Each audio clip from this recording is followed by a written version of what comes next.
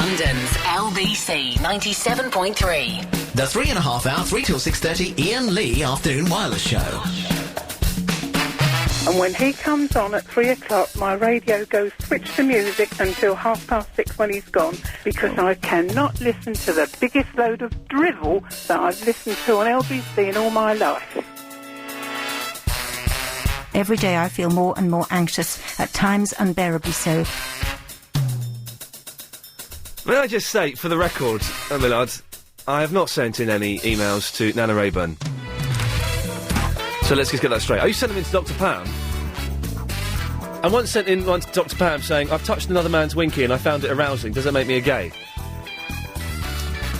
But I would never do that to Nana Rayburn. I don't know the email address. And I'm listening to Radio 4. So, anyway, wait for the music to finish. Thank you. It's Monday! Not very exciting, is it? And so last night, the Triple M show, very, very, very good show, because Crazy Bob was in. Clyde Ball's Bob came in, and we made motions towards getting him to produce the show. So he says to me, by the way, you know that Adrian Crisp isn't coming in today either. He's not here today.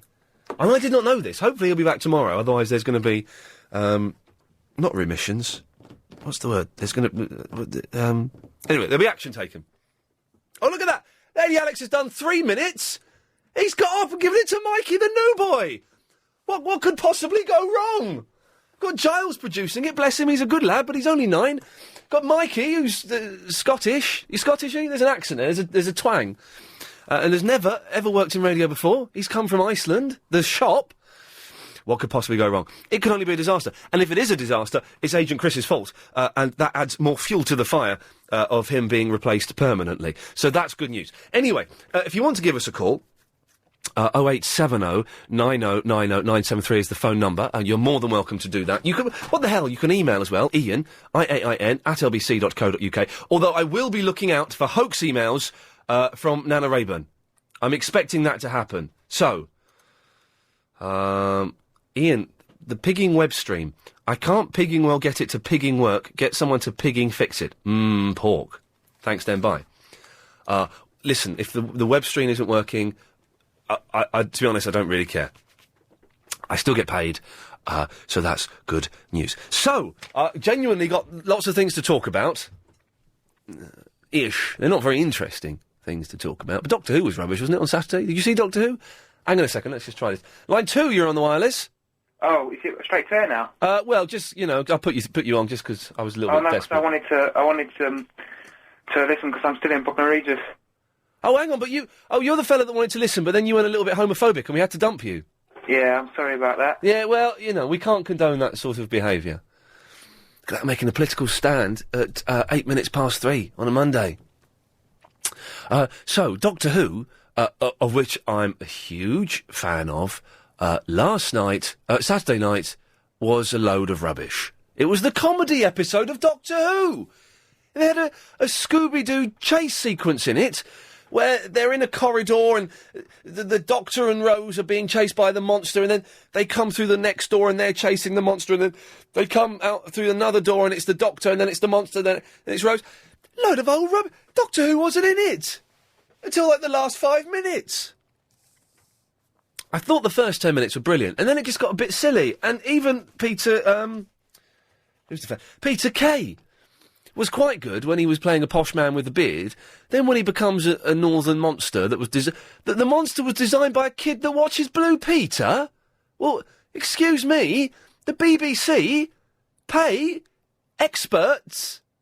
I don't quite know how this sentence finishes. Stay with me. This is going to be a journey. The BBC pays experts to come up with monster experts. That's what they pay them for. Not kids who watch Blue Peter. Do you know what I mean? Little swatty... Can't say bumlicks. Little swatty kids who... only swats watch Blue Peter. Not people who are into the science fiction. So I thought it was rubbish all in all. But I could be wrong. I'm probably not wrong, but you can give us a call. 0870 9090 973. Let's go to Kilburn. Is that James O'Brien? Hello there, mate. Hello, James. How are you, mate? Very well. What did you think of Doctor Who on Saturday? I missed it, actually. A couple of weeks in a row, I haven't seen it now. Oh. Listen, Ian, I think there's something funny with your mobile. Listen... My mobile? Yeah, I tried to get hold of you earlier. Listen, could you bring up the music faders quickly? I just need to speak to you off the air. I don't want the listeners to hear Okay, I'm just going to... Let me get some music on. You want to speak to me privately, James? Yeah. Okay, hang on, let's play this. Hang on. Gotta get up, we're off the air now, are we, Ian? We're off the air now, James. I'm playing the Bread theme tune. Listen, mate, Yes. First thing, you've got a bit of free time in July. That's correct, yeah. You're looking for somebody to go on holiday with you. Yes. First of all, I'm up for a bit of that. Lovely. Well, you've got this week off, haven't you? Well, yeah, but I might be having some more time off as well. Okay, and, interesting. To be honest, mate, I'd like to get to know you a little bit later, a little bit better. You know. You nearly said a little bit later. Sorry, mate, I'm a bag of nerves here. I really am. Hey, what's wrong, mate? You're all right. Calm down, James. Well, you're a professional broadcaster. Oh, mate, I had a word with the big man, the big boss. Uh-oh. Yeah, earlier. Mr. Lloyd. He said, I need to be more creative. Yeah, can you believe it? Unbelievable. No. And I said, I'll give you a creative foot up your creative back. Oh, you can't speak to the bosses like that, James. I know, mate, and I stormed out, and I don't know, have you heard anything? Well, I've heard that there's a whispers of discontent about you on the second floor, yes. Yeah. Yes. Well, I really don't know how this is gonna... Alison Bell did an excellent job filling in for you today. Yeah. Excellent. And she's beautiful. Yeah. That's true. Anyway, Yeah. listen, mate, What? I'm serious about that holiday thing. Okay, You know, well, I we think can do it's that. time we sort of, I've got to let you know the music is coming to an end, James, and I can't play... Okay, mate. Oh. You get on your mobile again, mate, okay? Okay. Take it easy, Jack. Lots of love. See you, mate.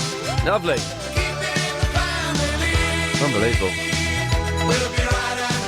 Yes. So that was James Bryan calling in, which is always nice to hear. 0870 9090 973 is the telephone number, if you wish to give us a call. I've got a feeling it's going to be a slow day today. It's going to be a slow day today, isn't it? Even the ones that normally wouldn't get on air, Giles, let those fruitcakes come on air, because I don't want to sit here for 3.5 hours on my own. Here we go. Oh, what's he keep doing that for? There's a young lad keeps calling in and then putting the phone down very, very quickly, and I don't quite understand why. He's playing a little bit of phone chicken with me. Oh, the phone's broken or something? Or are you just telling people not to bother calling? People are phoning up. No, he's not taking calls today. Thanks, bye. What's going on? Because there's no... Can someone phone and just make sure the phones are working? I've never had anything like this. Here we go. Oh, not that desperate. Yes, line 2, you're on the wireless. Yeah, we go. Well, maybe the phones are broken. Let's try this one. Line 3, you're on the wireless. Oh, hello. It's Yeah. Elaine here. What? It's Elaine here. Hello, Elaine. Thought I'd let you know the phone was working. Oh, the phone is working. Then maybe I'm doing something wrong then, because no one's calling in. Well, have you tried looking at the buttons again? Looking at the buttons? Have you tried cleaning it a bit? That's what I do in the car. If the car doesn't work, you've got to empty the ashtrays and maybe clean a bit. Hey, my car broke down the other day, and I was able to fix it. I broke down in the middle of the road, and what it is my petrol pump keeps breaking. So what I have to do is I have to lift up the seats in the back, and where the petrol pump is, I have to hit it really, really hard. That's not a very good quality car. It's not a very good quality car. It's a very, very old Peugeot. So that was good. I was phoning you about Doctor Who. Well, hang on a minute. Why didn't you phone up when I mentioned Doctor Who? Why did you wait until I said, oh, blimey, I'm panicking a little bit. I've got no phone calls. Well, I thought sorry for you. Well, OK, that's fair enough. It was rubbish, wasn't it, on Saturday? It wasn't nothing. Well, it wasn't rubbish. It's for children. It's a children's programme. No, it's not.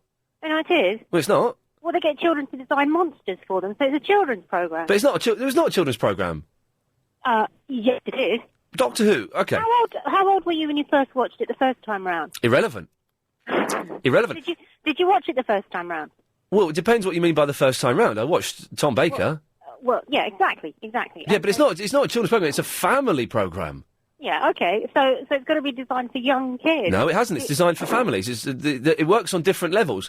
I think you're being a bit intolerant here, you know. Intolerant of what? A rubbish episode of Doctor Who? Why were they trying to... He wasn't even in it! It was a little kid that designed the monster. So what? Oh, The monster was rubbish! If it was your kid, you'd be going, it's fantastic!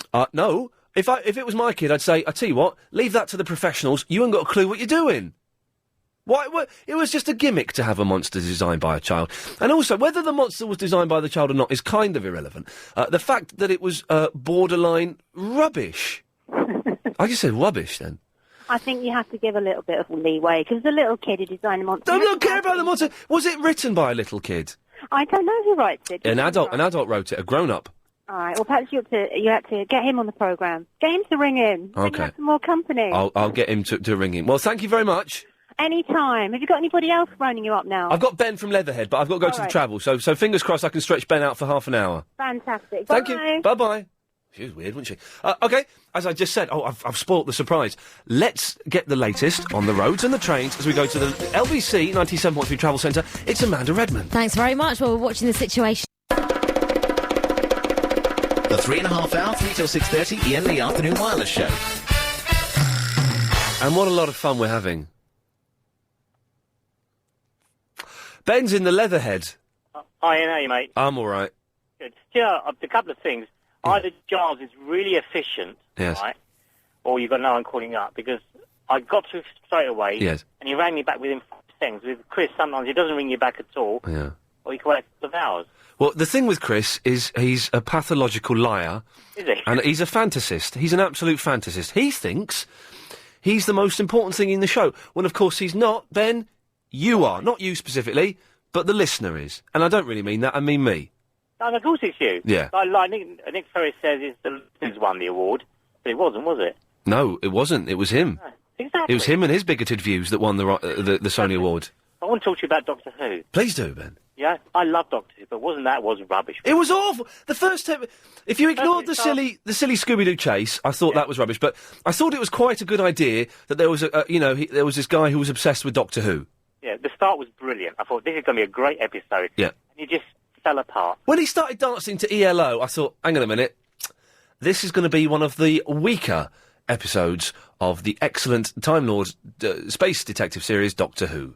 It was the weakest. It was awful, absolutely awful. And the thing, it's not a kids' show. It's a family show, which means it works for kids on one level, and it works for adults on another, slightly more intellectual level. And there was nothing there. It was just weak jokes. And I thought the main guy that was in it was brilliant. Thought he did a brilliant job. I like him. He's a hustle, isn't he? He's the hustle fella. Peter Kay I thought was good until he became the monster. You're right, totally agree with you on that. And the other guy who was in that weird group, I can't remember his name, but he's been in lots. He was in Alan Partridge and stuff. Yeah, he was good, but just I want to see Doctor Who. Yeah, no, he wasn't in it, was he? And he came in at the end, and then they had that weird thing where he made that girl into a paving slab. And there was an innuendo at the end. Yeah, they have sexual relations. Well, that's inappropriate. It was, wasn't it? There's That's only not one way family that time. could work, and I would never do that. You can't even go there. You can't even go there. Dirty paving slab, even if it has got a mouth. It was shocking, wasn't it? It was awful. And I'm hoping... And next week's doesn't look much better. Sorry, we're going to go a whole Doctor Who right now. I know we're isolating the ladies. Do you think they're getting lazy? I think they're getting fat and lazy. Yeah. Well, Billie Piper says she's leaving, doesn't she? Good. Yeah, and I don't know who's going to come in her place. Do you know any rumours? You must know. I'm just pausing for a second. I'm just letting London make their own jokes there. Right. Thank you. You know, actually, Ian, you'd make a good Time Lord. Wouldn't I just? This has always been the dream, is to be the Doctor. You do really good stuff. Coming out of there, stretching your long legs out of the TARDIS. Oh, I've got a bit of cramp. Hang on a minute. Let me have a stretch. There we go. But alas, every time I phone up the BBC, the woman says, "I'm sorry, we're shut today," and she slams the phone down on me. They just don't know what they're missing, do they? I think they do.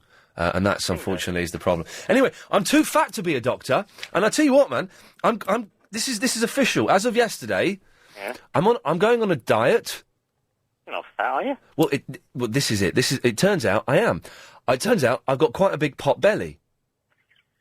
It's funny, isn't it? Yeah, let's laugh at fat people. What are they going to do? Chase you? No, they can't.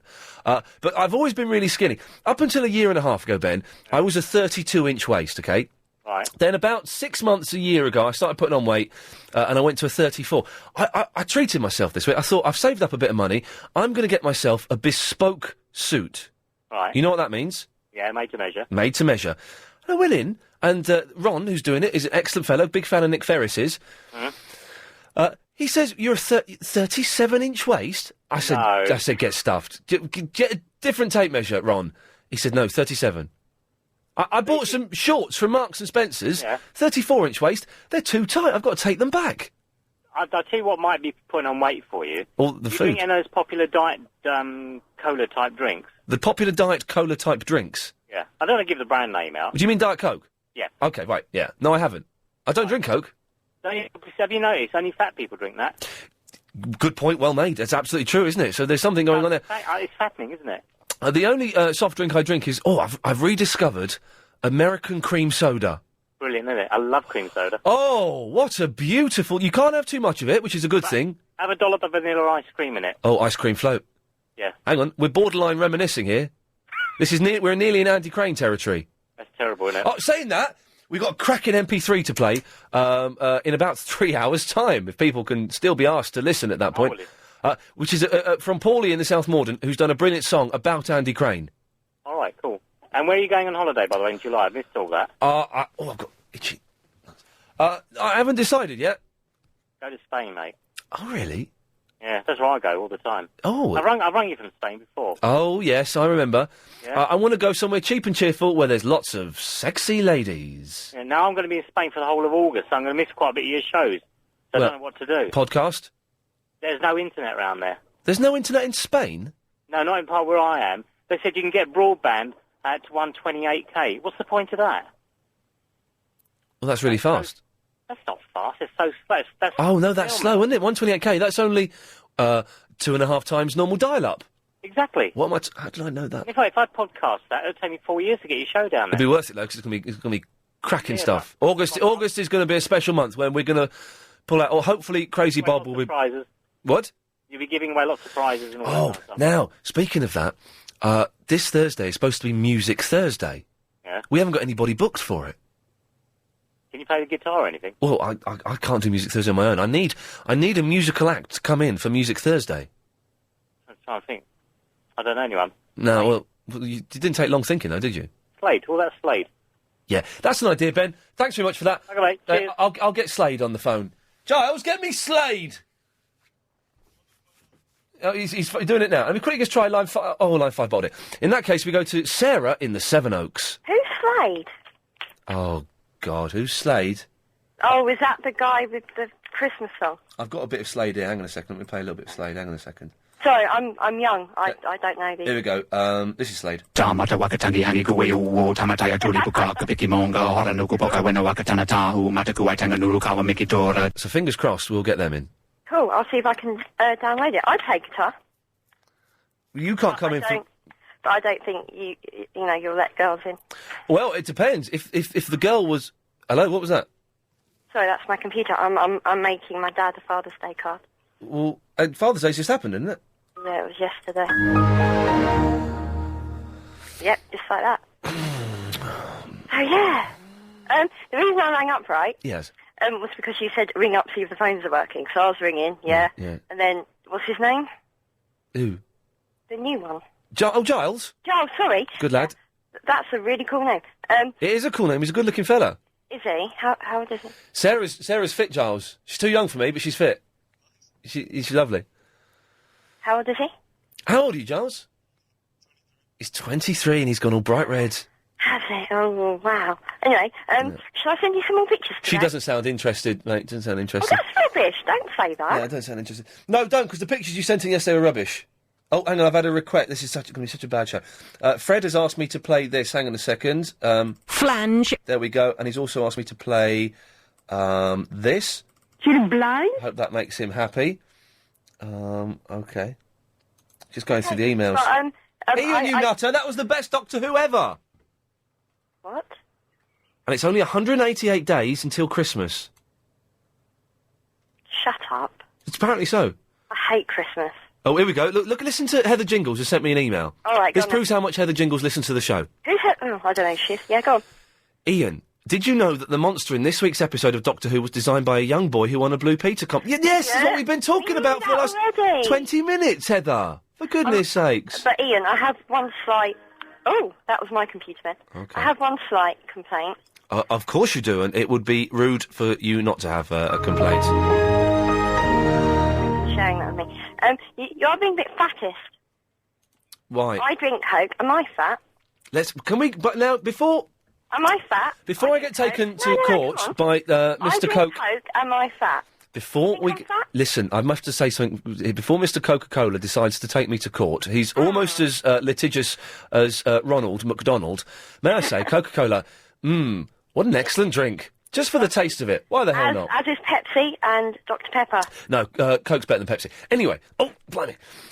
No, all I'm saying... No, what? It doesn't make sense because there's Diet Coke and that's what all the skinny... Well, I'm not saying I'm skinny, but that's what the normal... all I'm saying is I'm putting on weight and I'm fat. Well, let's leave Coca-Cola. I don't drink Coca-Cola.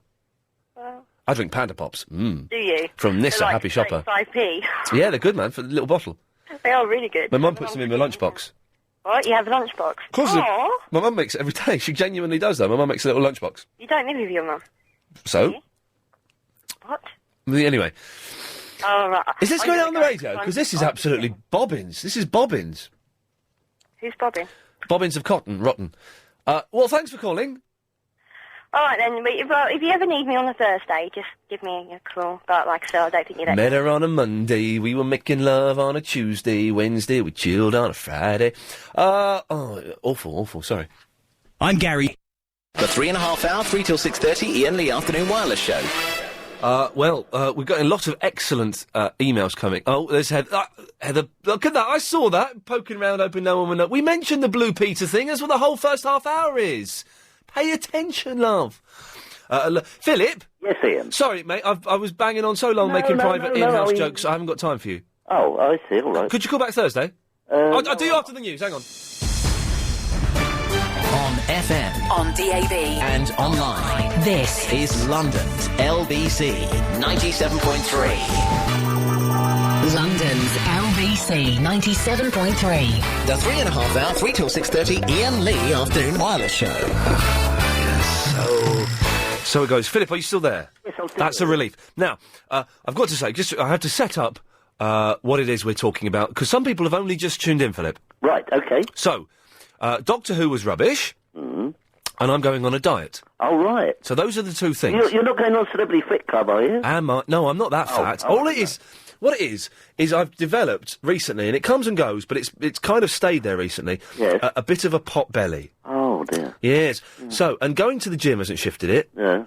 So, when I say a diet, it's not going to be, you eat a carrot on a Thursday, you make love on a Friday. You're going to cut down on the portions? I'm going to cut down. I'm not going to have such large portions. Oh, right. Walk more, eat less. Right. So that's the plan. But if anyone could give me some tips and stuff, because I had salad for lunch today. Oh, that's nice. It was lovely. But I had quiche and I had potato salad as well. Oh, right. That's bad for you. Yes, I don't know. I occasionally have a salad, not very often. I don't like salad, it's boring. But the thing is, as well, I had like 2 plates full of salad. Wow, that's a bit too much, isn't it? Anyway, can I read an email, Philip? We've had some good emails today. You go ahead. I'm going to read 2 emails. The first email says, Ian, can you please play Bruce Hornsby and the Range, That's Just the Way It Is? Oh, that's a good song. I haven't got it. Have you got it? Oh. No. I like that one. Okay. And the second email, now this is very mysterious, thank you. Strange. I was trying to cross the word mysterious and intriguing together. Oh, right. And that came up mistreating. I thought, well, that's not can't have that, no. LBC Hitman cometh. Hitman cometh? Hi, Ian. I am the LBC Hitman. You can see my page at we're not doing that, at myspace.com/LBC Hitman. Oh, what's he do then? Well, I'll tell you. If you just shut up for a minute. Sorry. You will also know me as Number 47, and my employer, the agency, has asked me to keep an eye on LBC 97.3. Oh. How it works is that LBC friends on MySpace ask for a hit on a presenter, and why they dislike them, and give them a code word. I will then carry out an on-air hit on the presenter using the code word. So the MySpace friend knows it was for them. Although this has only been going for 1 day, we've received our first 2 contracts on Valen and Bill Buckley. Our challenge is to carry the pranks out this week. Oh, so they don't actually kill them. Well, that's good. I was going to say, it sounded a bit, Yes, we do not condone the murder of any... No. We do not condone the murder of most LBC presenters. He sounds a bit strange, this Hitman. We will let you know if we succeed. And if you go to his page, myspace.com/hitman, it's an excellent... it's all right, is it? Oh. It's all right, yeah. It's all right. Oh, right. All right, yeah. Oh. There we That sounds interesting. It's a little bit interesting, not that interesting. Yeah. So, you've called in. Well, actually, two things, Ian. First of all, a story in the Evening Standard this evening. They are looking for a new lead singer for Culture Club. What about that Boy George fella? Well, they say they're not looking for something exactly like him, so I wondered whether, any of the listeners thought of applying, So when they're looking for someone not exactly like him, they don't want a big camp fat queen who's past it? I was wondering, perhaps the ideal person is that guy that phones up Clive in the evening. Larry from Watford. Wouldn't he be great? Oh, no, not Larry. We don't talk about Larry on this show. I do apologise. He's a poor imitation of the original. Igor? Perhaps Igor could do it. Igor would be good. Or the Hey Little Hen Man would be quite good. Yes. I'll tell you, it says here. I can tell you where it is. Please do. So this is the Culture Club. They're having a... Yeah. Well, why doesn't Boy George do it? Because he could do it. I don't know. I suppose he wants a rest. He said they're holding auditions in Acton tomorrow. All right. And there's a website that you can... Let's have a look. No, it's not a website. It's an email address. Sorry, it's an email address. That's right. Yeah. And if you wanted to, you could apply to the email address. Okay. The other thing, Ian, did you say that you've got some staff today that are Scottish? Yes, we have a young fella called Mikey who's won a prize. He won a competition, and the prize was he gets to come and be the tech op for the day. Oh, right, because my favourite programme from Scotland is back tonight. Oh, the old man. Steel game. Yeah, look at Mikey. Press the button. He's in there straight away. He's giving it the thumbs up. Is it any good? It's great.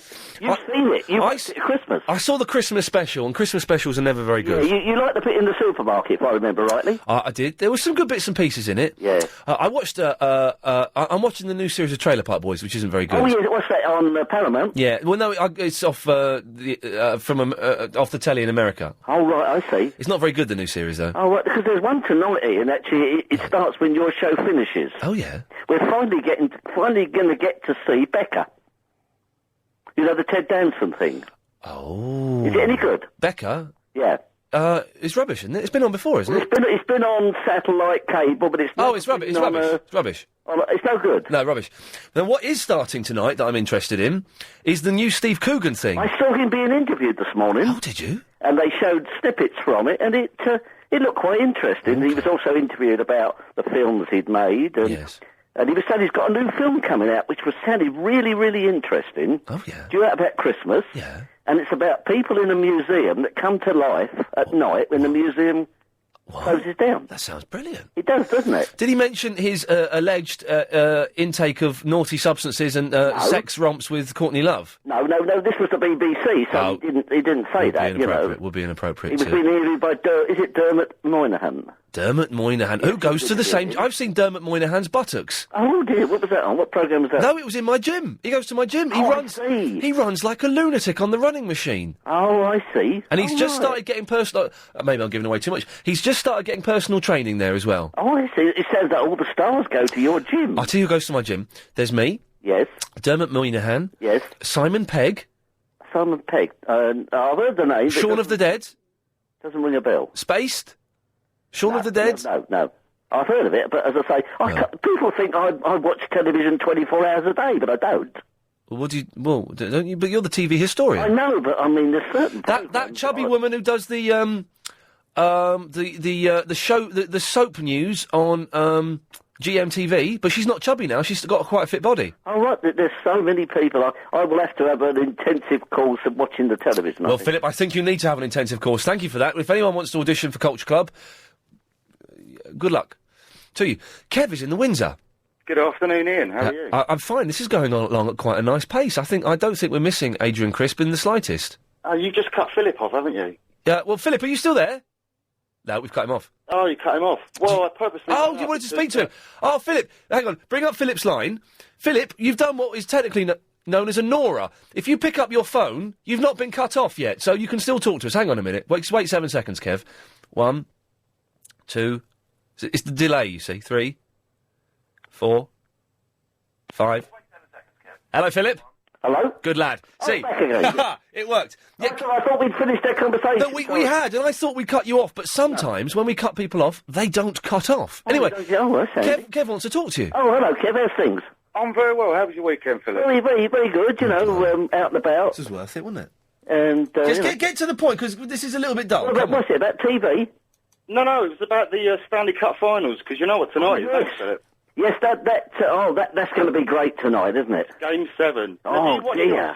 Do you watch it on Channel 5, Philip, or do you watch it on AFN? So I should probably tape it, get up really early, and So I may watch it live, but... Hang on, are we talking about baseball? No, we're talking about the ice hockey, the one that bloke Pitcher Phil talks about. Oh, yeah. Pitcher Phil. I'll tell you what, that Pitcher Phil, good with his stats. I love the baseball scores. Yeah. This is quite dull. But you might need some music. You got any bongo music? Oh, yeah, I tell you what, if I can bring my birdie down to about halfway, we'll have a little bit of bongo. OK, this will make it fine. Away you go, fellas. Well, Game 7 tonight, Ian, is the Stanley Cup final between the Edmonton Oilers and the Carolina Hurricanes. I mean, they say that the last time it was done, that they came back, was a Canadian team, so maybe it's a... Oh, dear, I accidentally cut them off. Sorry about that. It was, even bongos couldn't make that interesting. So, he keeps bottling it. We'll grab him. Anyway, 0870 9090 973 is the telephone number. I do need some advice on a diet. It's bad, isn't it? I've always been skinny all my life. I'm going to try a bit of that, but apparently that's not very good for you, so I shan't be doing that. Paul's in the Ladbroke Grove. Good evening, Ian. Good afternoon, Ian. Paul! How are you, sir? Do you know what? I'm all right today. It's good without Adrian Crispy. I don't know where he's gone. I only found out last night he wasn't coming in today. Really? Yeah, so I shall have words with him tomorrow when he comes back. If he comes back. Yeah. That's if he's back. This is all fuel to my fire of getting rid of him and replacing him with Crazy Bob, who I thought did an excellent job last night. He was stunning. He was really good, and I have an apology to make for last night. OK, go on, what happened? I did a rubbish call on Triple M, and I have to apologise, and what I should have done was said at that point when it was rubbish, permission to bail out, sir. What? It was... Hey, listen, I can't remember if you did a rubbish call or not. It doesn't matter, though. It's all a load of rubbish, really, the Triple M show. Yeah, no, it was just something that made me laugh from my... Oh, it was you playing the clips of the woman talking? Yeah, I was abusing an educational CD. That was rubbish. It was. What were you thinking of? It was awful. Oh, I was high on love because I've just met a new woman. Oh, really? And, yeah... Well, that's exciting. How's that going? Very nice. She rides a nice big bike, like me. Motorcycle? Yeah. OK, got to check. A woman in leather is a fine thing on a Sunday morning. Oh, man, look, just give me 5 seconds, Paul. Hang on. Ay. Thanks for that, man. Lovely. Yeah, lovely. Yes. She's fit, she's beautiful, she's got a nice big house in the country, and she's smart, and she's into Tantra as well. You mean tantric sex? Mm. Well, we're going 3 weeks without going? Yeah, well, it's a bit different. I think Chris from... Crouch End? Crouch End, I think she knows more about it, because I suspect it was her who was offering tantric sex to Clive. I don't know. What? When was this? I missed this. Oh, do you remember? It was several months ago, but I rang out and said, did you hear this woman was offering tantric sex to Clive? And he said, no, I missed it. And then people were emailing in going, yeah, that was hilarious. Yes. Now, I have a suspicion it may have been Chris from Crouch End. Oh, hang on, there's an email here having a go about Giles. Listen to this. I called up and was told that you had my number and would call me back. As soon as he said that, I knew that would be the last I would hear of you. I am not the least bit upset because I think he is a... And then the email finishes. We don't know. I'm assuming this is like you, Giles. Laura Dean. Has Laura called you up and you said you'd call her back? Well, can we speak to her after the news and find out how that sentence ends? She sounds the travel, I mean. Gloomy. Maybe that's why. She just sounds too gloomy. Hey. Oh, hey. You know Caroline Faraday's excellent. Yeah. Oh, she sent me a text yesterday. I must reply to her. But she's having this Friday off. Is she? Guess who's filling in for her? Not you. No, better than me. Clive Ball. Better than Clive Ball. Oh, dear. Paul, stay there. I'll tell you, and I'll tell Laura, who's filling in for Caroline Faraday this Friday. Hi, Chihuahua, fellas. Set your cassette recorders for this one. After doing the link, we get the latest on the roads and the trains from the LBC 97.3 Travel Centre and Amanda Red. The 3.5 hour, 3 till 6:30, Iain Lee Afternoon Wireless Show. So, Paul. Yes. Abby Titmus. Abby Titmus? Yeah, come on. She's filling in for Caroline on Friday. How sexy is that? It's very sexy. You know what? I think Bob needs to learn about tantric sex to tease her, because he loves her. Tease her, squeeze her, please her, wind her, squeeze her. Who was that? Was that Shaggy? Did I just do a Shaggy then? Was it Shaggy? squeeze a mega bombastic bit of a... I think it was Shaggy. Was it Shaggy? I think so. Bombastic was Shaggy. Was it Shakademus and Pliers? Where was Betty... Squeeze me. Squeeze me, honey, baby, touch... Who was Bitty McLean? Bitty McLean... Oh, he was a guy who was quite homophobic. No, Bitty McLean wasn't homophobe. He was, or who am I thinking No, of? Bitty McLean wasn't. I'm sure of it. No, are you thinking of... we have to be so careful now, because I'm going to... Buju Bantam, I'm thinking of. Buju Bantam, yes, Buju Bantam. Call him Buji Bantam. Buji Bantam, oh dear. And you got Return of the Mac? Yes. What was his name? No. Lee Mack. Mark Morrison. Mark Morrison. Mark Morrison. So Abby I don't know where this is going. Abby Titmus. She's going to be in the building on Friday. And she's single, and I fancy her. And her name is even sexy. Abby. The other one as well. Both names. Oh, Abby Titmus. It's the way on the first syllable of her last name that the lips come together, then part. Oh, steady on now, Paul. Do you see what I mean, though? Unfortunately, I do, and I don't think you can say that at 11 minutes to 4. No, but you can lift your lips and say... Just stop saying the word... Will you stop saying the word lips? So, Paul, you can help me lose weight, can you? I can. Because I'm getting a big pot belly. The rest of me's normal, but the belly is just round. Well, what you do, first of all, in terms of salads, you can make really imaginative salads that are really fantastic. Oh, just the phrase, imaginative salads. It can be done. Do you remember when I used to drive you? I do remember you used to drive me, yes. You wouldn't shut up talking. I know. I'd try and get in the back, think, oh, brilliant, got 40 minutes here, I can close my eyes. You were banging on all the time. Oh, I was. Well, you were very good company, though. Well, I wanted to be asleep. You're talking about your books and prostitutes and things, and I'm going... I know. Still, no, it was always good fun, Paul. Always good. It was really good fun, actually. I really enjoyed driving you. There's some... You were out there with the top people I drove here. Well, hang on a second. Without ruining any confidences, who was the top... Who are the top 3 people you've driven? Definitely you. All right, well, that's bum-licking, but fine. There was the body psychologist off of Big Brother who was fascinating. The fella? Yeah, the Irish guy. Oh, yeah, I'm aware of him, yeah. He was really interesting because he's done body language interpretation from things like CCTV, from murders and weird stuff. From murders. And it was a really interesting I can see the fella's holding a knife and bringing it down. I suspect he wants to kill that person. Yeah, and it wasn't him, it was the other one, the one who's standing there with a bus pass. Okay. No, he was very interesting. Yes. And I'm trying to remember, there was one really, really lovely woman I picked up in advertising. She was great. Okay. And she hated it so much she was getting out and moving out to the country, and she was just a really nice woman. Wow. So imaginative salads. Imaginative salads. I mean, first of all, in terms of imaginative salads, go down to the market, get yourself loads of different types of lettuce. Yes. There's loads. So that the base lettuce in a salad, you've got 4 or 5 different lettuces. And then lots and lots of finely chopped peppers and all sorts of different stuff, ground nuts, all loads of things you can chuck in there. Yes. And a little bit of very lazy chili always makes it nice. And the other thing is there's a caloric exercise that will get rid of your belly. Oh, if you're God. Eating, go on then. Right? What you do, you lie on the floor. Laura, sorry, we'll be with you in a minute. Hi, darling. Thank you.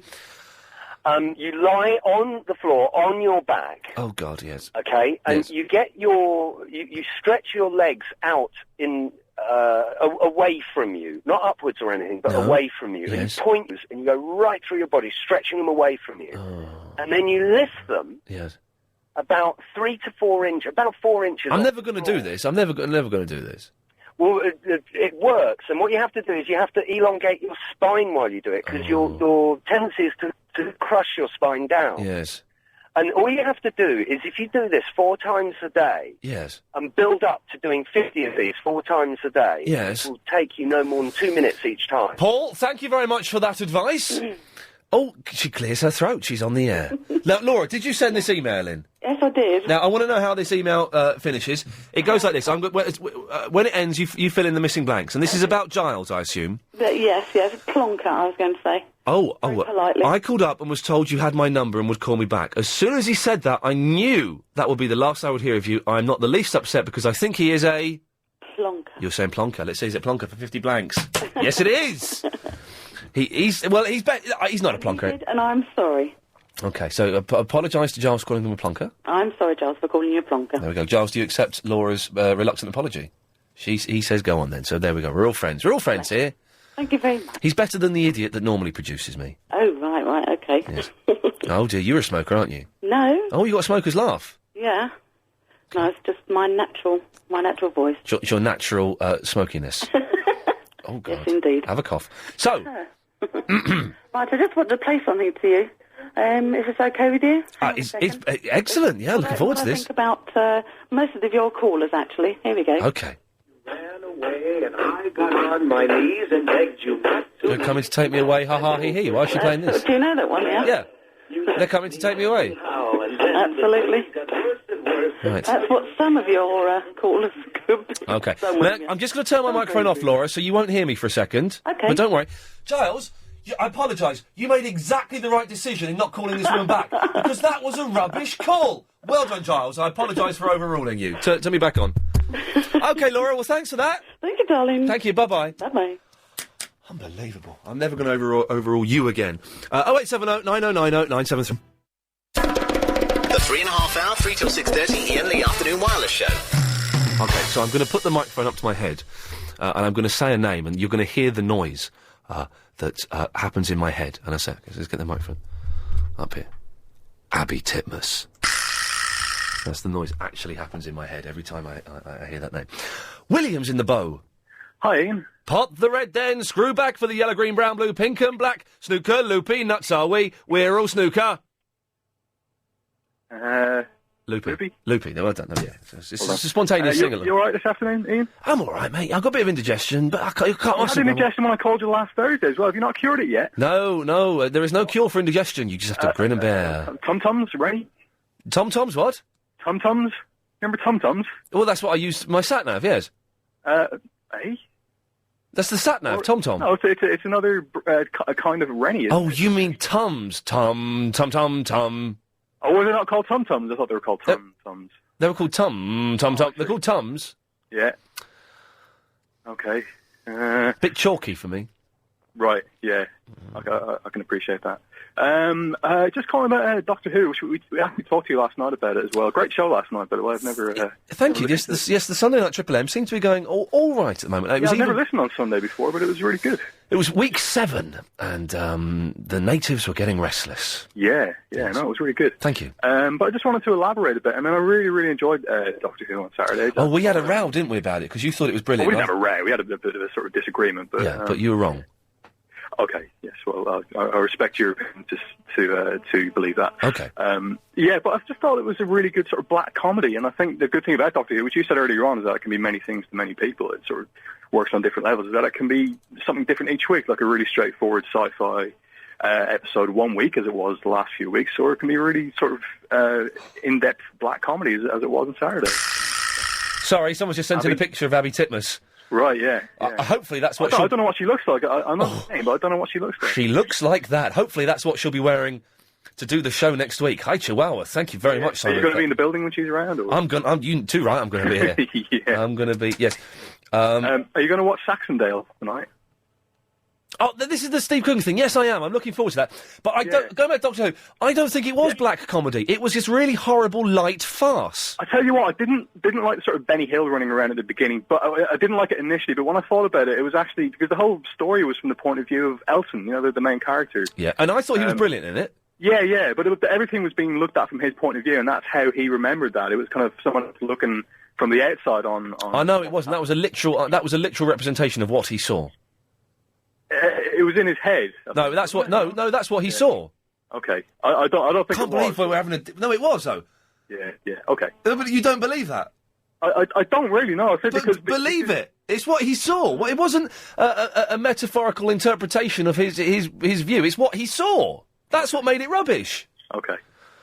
God, we're really, this is what I used to be like when I was about 16, 17. This is what I used to be like.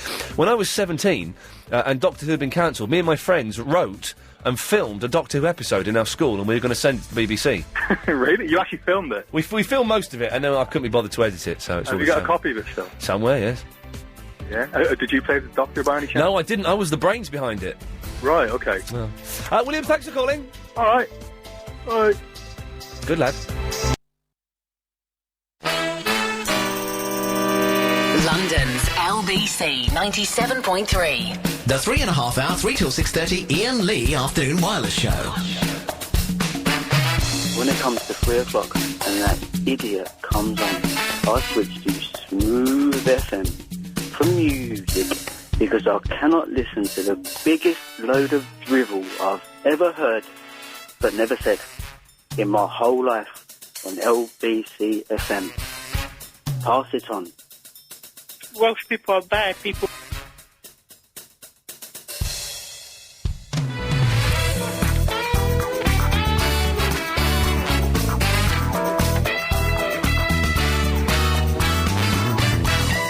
Every day I feel more and more anxious, at times unbearably so. Oh, that was a hunt. Sorry, yeah, I was distracted by a sexy vicar. God blimey. The 10 Commandments, thou shalt be well fit, love. I don't know if that is one of the 10 Commandments, I can't remember, probably not. Probably the 11th one that Moses couldn't be bothered to carry down, because he was tired. Anyway, so, it's Monday, Adrian Crisp is not here. Only found out last night he wasn't coming in. Giles is on the phone, he's doing an excellent job, so well done, thank you. 0870 9090 973 is the telephone number. Doctor Who was rubbish. I'm going on a diet, it turns out, because I've got a pot belly that I can't get rid of. Oh, God, what does she just do with her eyes, then? Sorry, we're watching on Sky News. Oh, hang on a second, let me take this. Oh, you got it, have you? OK. We're watching on Sky News. There's a sexy, we think she's a vicar, but no... A, she's not got a dog collar on. Cool, blimey, imagine that. And B, she's really, really sexy and cute. Got nice teeth. Oh, dear, it'd be a shame, wouldn't it? Anyway, I need some tips on diet and stuff. There was something else I was going to say then. Oh, Bongo Pete, what was I going to say? I don't know. Think, man, think. I don't know what you were going to say. Maybe you're going to say hello. No, it wasn't that. Acted by a sexy vicar. Well, you've got the visuals in front of you. I haven't. Yeah, but the visuals. So, it turns out that when I hear the name Abby Titmus... Well, that's understandable. And then when I see a sexy vicar... So there's a lot of noise going on in my head, which is why it's confusing for me. That's understandable. I totally empathise. Thank you. So, Bongo Pete, you've called in to the... oh, it's only 4 o'clock. I thought it was 5 o'clock. Yeah. Isn't that disappointing? Well, it depends on which perspective you're looking at. Are you wanting to get out of the studio? Yes. Right, fair enough. I can go with that. You want to leave the job and have a relax? Well, no, I can't. I've got such a busy week. Straight after the show, I have to go to Tesco's, Bongo Pete, and do the shopping for my mum. Well, that's, don't let your mother down. Never do. So I'll do that. And then at 8:30, I have a gentleman coming round. I don't want to know. No, it's all right. It's not. I've stopped doing that now. Good. Glad you've grown out of it. Except at weekends, because that bit of extra cash is always good. A gentleman's coming round to give me a quote on. Yeah. Hey, listen to this. I phoned up 7 bathroom companies to get quotes for new bathrooms. Yeah. 2 of them have called me back. Well, they must be inundated with work. Must be inundated. And I phoned them 3 times. 2 of them have called me back. So a fella's coming round at 8:30 to give me a quote on the bathroom. That'd be good. Right. And then tomorrow morning I'm up bright and early. I'm going to my mum's, taking her to the dentist. Right. Then coming to do the show. That sounds like a pretty full-time schedule. Pretty full-time schedule. For the next couple of weeks, next couple of days. Well, then on Wednesday, I'm doing 2 jobs in the morning before I come in here. Bloody hell. I'm doing something tomorrow night as well. Oh, tomorrow night I've got another person coming round for a bathroom quote. Right. Wednesday I'm doing 2 jobs. Thursday, and I'm not complaining, by the way. Please don't think I'm complaining. And Lisa, if you're listening, I hope not. Thursday I'm doing a job, then coming in. Friday, I'm going to the gym. Guess what time I'm going to the gym? I would say at the crack of dawn. 7 o'clock. There you go. I wasn't far out, was I? 7 o'clock. They open that early? They better do. That's why I'm going to be there. Well, you'd probably be the only one in there and the cleaning lady, but hell. Yeah. Hell. Well, I'm seeing Luke, my personal trainer. Oh, right. Well, I see you on that kind of level. I'm on that kind of level. You're not that person with the pot belly that you were sort of... No, I am the person with the pot belly. Even the trainee has given me broad shoulders, which means I now have to buy bigger shirts with a bigger collar. I've gone up from 15.5 to 17 inches neck size. Okay. But the belly's still there. Well, the shirt's bigger, so maybe, the belly will be sort of disguised. Oh, the belly's... Hey, listen, the belly's disguised. But when I'm naked at home alone, looking in the mirror and crying, you can't get rid of that, Bongo Pete. No, you can't. It's Especially there. if you stand sideways. That's almost suicidal. I've got such an unattractive body. Oh, no. It'll change. Just be patient. It will get worse. There's no... The good days, the salad days are over. Yeah. It's just meat and potatoes from now on. Oh, blimey. Anyway, so you've called in the show, and thank you for doing so. 0870 9090 973. Yeah. And what can we do for you? Do you mind if I drink some water while you talk? No, not at all. Away you go, my friend. Well, I understand you might be looking for someone to come in this Thursday. And I understand last week you had a set of bongos in the studio, perhaps, that you were sort of rattling around with. Am I right with that? Or are you still drinking? And I wondered if... Oh, God, there's water coming out of my ear! Good. It's not water, it's blood. Lean over. Sorry. Yes, Music Thursdays. It's week 3 of Music Thursdays. The first week we had Igor. The second week we had Frank Sidebottom. Thank you. Right. This week we ain't got no one booked. Right. Well, I'm saying I'm available if you're up for it. Well, what do you do? I'm a full-time professional percussionist. I do a few tracks for all sorts of people. You know you see the BBC idents where they're salsa dancing in a I'm Afraid I'm Playing on That. Oh, really? Yes. Well, come on then, give us a snatch. Do you want to rattle? Yes. Just a minute. I have to get them between my legs, if you forgive the pun. Oh dear God! Already that's one mark off. Oh well, all right. You can but try. Yes. Just a minute. I'll put the phone where I think you can hear it. Oh blimey!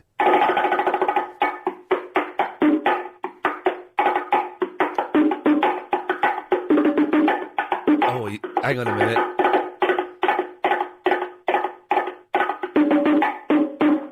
Did you hear that racket? I'm going to make an executive decision. You're booked. Great. Thursday afternoon, 3:30 till 4 o'clock. And where are you? LBC, isn't it? Yeah, but you have to... Is that down Baker Street? No, it's in where are we? Bramley Road, Latimer Road. We're near. Latimer Road. Yeah. Okay. Well, hey, Bongo Pete, give your details to Giles. Yeah. I made an executive decision. I've booked someone for Music Thursday. I can't believe it. Is that really is that stepping over the line? Well, I think it is, but Chris isn't here, so you do know what I mean? It's tough. You just got to wing it, man. You just got to grab the bull by the horns. Half an hour. Do you take requests? Do I take requests? What I would like is if... Oh, here we go. Demands. He wants a rider. Yes. Yeah, I want a rider. Abby Titmus, if you can manage it, God, and get the same day and it'd be superb. Oh, yes. You see, you went there, didn't you? You went off. I tried to control it, but I couldn't. I just had to let it out. I had yes. Going on. No, I mean, I love playing over classic old disco tracks or any stuff like that. That'd be brilliant. Well, the Bongo Pete, give your details to Giles. Someone will call you in the next day or two. You're in... Music Thursday is sorted. Wicked. Oh, he's a good lad. He says wicked as well. He speaks the lingo. Verinda? Yeah? You all right? Yeah. What do you want? I've got a way you can reduce your... You've got to tell me after this, sorry. David liked to... Now 3 till 6:30, Iain Lee Afternoon Wireless Show. OK! Wizzle. Yes. Verinda? Yeah? You still there, are you? Yeah. I'll tell you what. Why don't you stop going on my MySpace page, myspace.com/The Real Iain Lee, and leaving stroppy messages? Like what? Like saying, oh, I heard that Triple M last night was rubbish, and that's because I didn't call you. Yeah, that's what people telling me. But that's wrong. Triple M was the best one we've ever had. The Jack Bauer guy phoned in. Oh, yeah, right. And so that proves it isn't you. No, it is me. That's a fake one, then. You're not Jack Bauer. The guy that did it was an American. You can tell by his accent. Welsh people are bad people. That's not... You can't say that anymore. Clip that you do it. I'm saying it. Welsh people are bad people. Seriously, mate, you can't say that. That's offensive to the Welsh. They're a race. I'm not saying anything. I love the Welsh people. Welsh people are bad people. Well, listen, then you contradict yourself like that, you muppet. So, you've called in, Verinda, and I must say, it's always a sign that we're not getting many calls if you manage to get on air. Okay. So, what can I do for you this... I thought you weren't going to call while the five-a-side Soccer 8s was on. Yeah, but you were begging me to phone in. When did I beg you to phone in? Yeah, you did. Bad people. All right. Okay. What's going on in the background? I don't know. Hey, listen, I got a stroppy email. Do you want to listen to it? Yeah. It's a really long one. It's from Rozara, and she emailed last. Oh, it's a bit too long. I'll summarise it. Listen to this. Yeah. Dear Ian, you are still rude to the callers, telling them to shut up, saying you're an idiot, you are a fool, cutting them off, or leaving them hanging on air because you do not want to hold a conversation with a topic of their choice is not good. I said it before, but a few of your callers called to say I should chill out and have a life. Ian, we are in a society where people are scared to speak their minds. Unfortunately, I am one of those people who call a spade, but not a big spoon. Okay. Well, what does that mean? I'm not supposed to know. Okay. Good.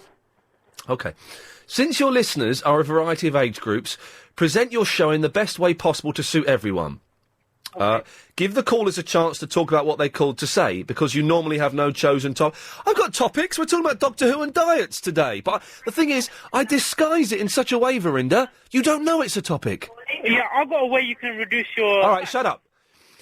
Another thing, please always deal with one call at a time. It is not good to tell a caller to hold on so you can pick up another call. Okay. Also, concentrate on your show. If a new caller calls for the first time and says they've been listening to Kiss 100, do not comment on the programme. Just welcome the new caller on Bond and thank them for joy. What are you listening to in the background? Nothing. Is it Deal or No Deal? It's finished. Well, so what's going on in the background? Let me have a listen. There's a TV. Well, turn it off. Oh, okay. There. Is that better? But you're outside. Yeah. What are you doing watching the TV outside? I'm not watching TV, I'm in the park. But what are you doing in the park? I was playing football. Hello? You were playing football? Yeah. In the park? Yes. But watching telly? No, I'm not watching telly, that's some noise. But then why not? This is so irritating. When I asked you to turn the telly down, you said, yeah, all right. I thought, I might lie. I might as well lie. But what? You don't need to lie. Oh, no. So that's why I told the truth afterwards. But what is that noise in the background then? I don't know, if some woman speaking on that thing. Hang on a second, let's analyse that sentence. It's some woman speaking on that thing. Yeah, that loudspeaker thing, what police use, to stop people from jumping off the cliff or something. So is there someone there threatening to jump off the cliff? No. No, but it's some woman protesting about something. Well, what is she protesting about? Have a listen, it might be interesting. She paused for a while. I don't know why. She's paused for a little while. Okay, right. So what do you want? Yeah, I've got a way you can reduce your fat. Welsh people are bad people. Well, as long as it doesn't involve racism, I'm quite happy to listen to it. It's yoga. Oh yeah. If you tune in on channel 808 on your Sky Plus at 5 o'clock, you can do yoga. Hey, guess what, Verinda? I'm doing a radio show, mate. Oh, okay. Well, then 7 o'clock then. All right. Well, what? Oh, flipping out! Are you? What is going on there? Are you standing on the runway 4? No. Okay. Oh, she started again. Go on. What's she talking about? Just get Verinda. Go and ask her what she's talking about. Go on. She's a bit too far. Well, go over and find her and ask her. I'm sorry to inform you that there is no first... She's... Hang on, shut up, I want to listen. She stopped again. You're on a... What is this weird... Well, there's kid live... You're on a train station. No, I'm not. Well, that's a train announcement. There's no woman there, it's a recording. You've never even seen a real woman, have you? Here's a real gentleman. Habiba? Yeah, hello. Hello, sir. You want to speak to Verinda? Oh, for God's sake, Verinda, I'm Welsh. I'm taking offence. Welsh Now, people are listen. bad people. Well, no, excuse me, they are not bad Welsh people. people are bad Okay, people. Agent Chris is a wonderful person. Welsh I'm people Welsh. are I've bad got Welsh. people. Hello, shut up. I've got Welsh in me. I'm a wonderful person, as Ian will Welsh tell you. people are bad okay? people. No, they are not. Welsh people Ian, Welsh you shouldn't people allow Welsh this people are bad racialistic people. behaviour Welsh to people- exist Welsh at people are LBC. bad people. Welsh people are bad people. Verinda, let Habiba get a word in. Welsh people Oh. are bad people. Verinda, I want you to apologise today. and to the whole of the Welsh nation right Welsh people now. are bad people. Oh, God. Get your finger off that button, okay, and let Verinda talk. I want to hear him. All right, apologise my to the finger is whole nowhere of near a Wales. button. Verinda, away you go. Welsh people are bad Oh, people. he's doing it again! Verinda, apologise now. I apologise for... You don't even know what you're sorry for. Listen, you have to apologise for being racialistic, for saying bad things against the Welsh. Apologise. Start Welsh people now. are bad people. No, say your apology now. I apologise to Welsh people. I'm not gay. No, that's not an apologise. What are you sorry for? I'm not gay. But I'm not being racist, though. I'm not no, gay. you just said, right, or at some point, you have said that Welsh people are bad people. I'm asking you to apologise and retract that statement. I'm not gay. I know you're not gay, and I don't care about your sexuality. Welsh I people want are bad you people. to now apologise to Wales and the Welsh people are for bad being people. racialistic.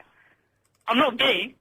Just apologise. Verinda's gone. He's put the phone down. Bossler, get him back on there, Ian. Don't allow that. I cannot allow that. If I came in here, having a go at the Scots, Yes. it's just not on. I'm not having that. Next time he Giles, says very that, I'm quickly. ringing back up again. Can we get Verinda back? We've only got stay there. We've only got 40 seconds before the break. Giles is What's a bossler? absolute bottler.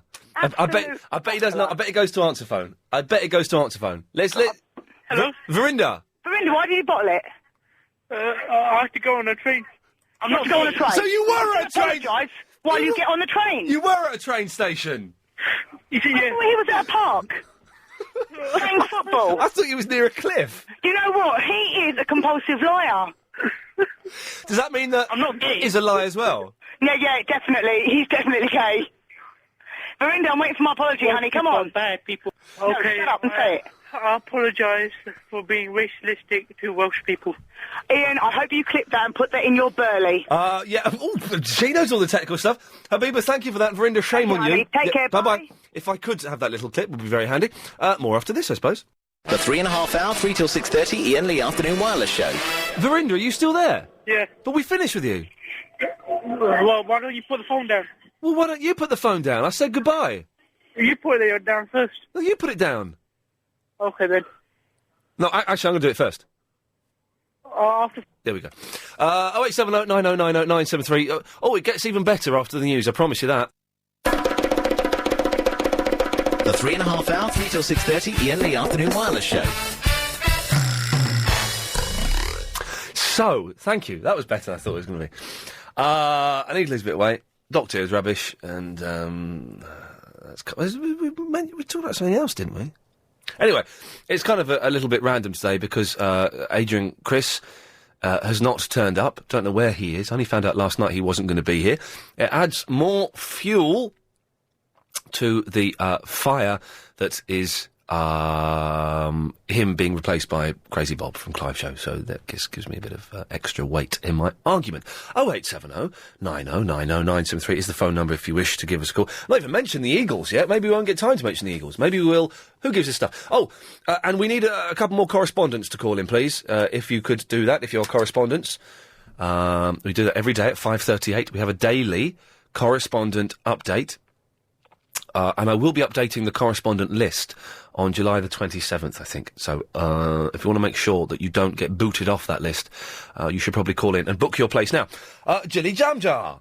Hello, darling. Where the hell have you been? I thought you'd grown up and realised this show was rubbish. I did. No, I didn't, darling. I've been very busy and I catch little bits. and you still make me laugh, but I have to say, Yes. I've been hanging on for about 15 minutes, so I just sort of putting the phone down. Oh, blimey. What's his name? Verona? Oh, hang on, Verinda's got something to say. Hang on a second. I apologise for being racialistic to Welsh people. There we go. Well, that's that covered, so thank you. Very funny boy. Very, very funny boy, but He's not a in the very funny traditional boy. sense. Hmm? Hmm. No, but there's nobody traditional on your show, is there? No, it turns out there's not, which is kind of what makes it so crazy. Not many normal people ring in like me. Your name's Jilly Jam Jar. Now, darling, the ice cream van just arrived, but you're not allowed one. And I was a little bit shocked to hear that you're a naughty little porker now. When did you get potty? Well, I've just got. It's not. The thing is, the rest of me's kind of in proportion. The rest of me is heading towards. Not the buff is too strong a word, but the rest of me is getting developed because I'm going to the gym. But I'm getting a little bit of a pot belly. But I saw you at Christmas in the flesh, Yep. and you didn't have a pot belly then. No, I didn't, and it's only just come on recently. But I can hide it by wearing, extra large t-shirts, so everything's a bit baggy. Oh, you still look quite slim. If I lift up my t-shirt, you see a big, fat, round belly. I know what you've been doing.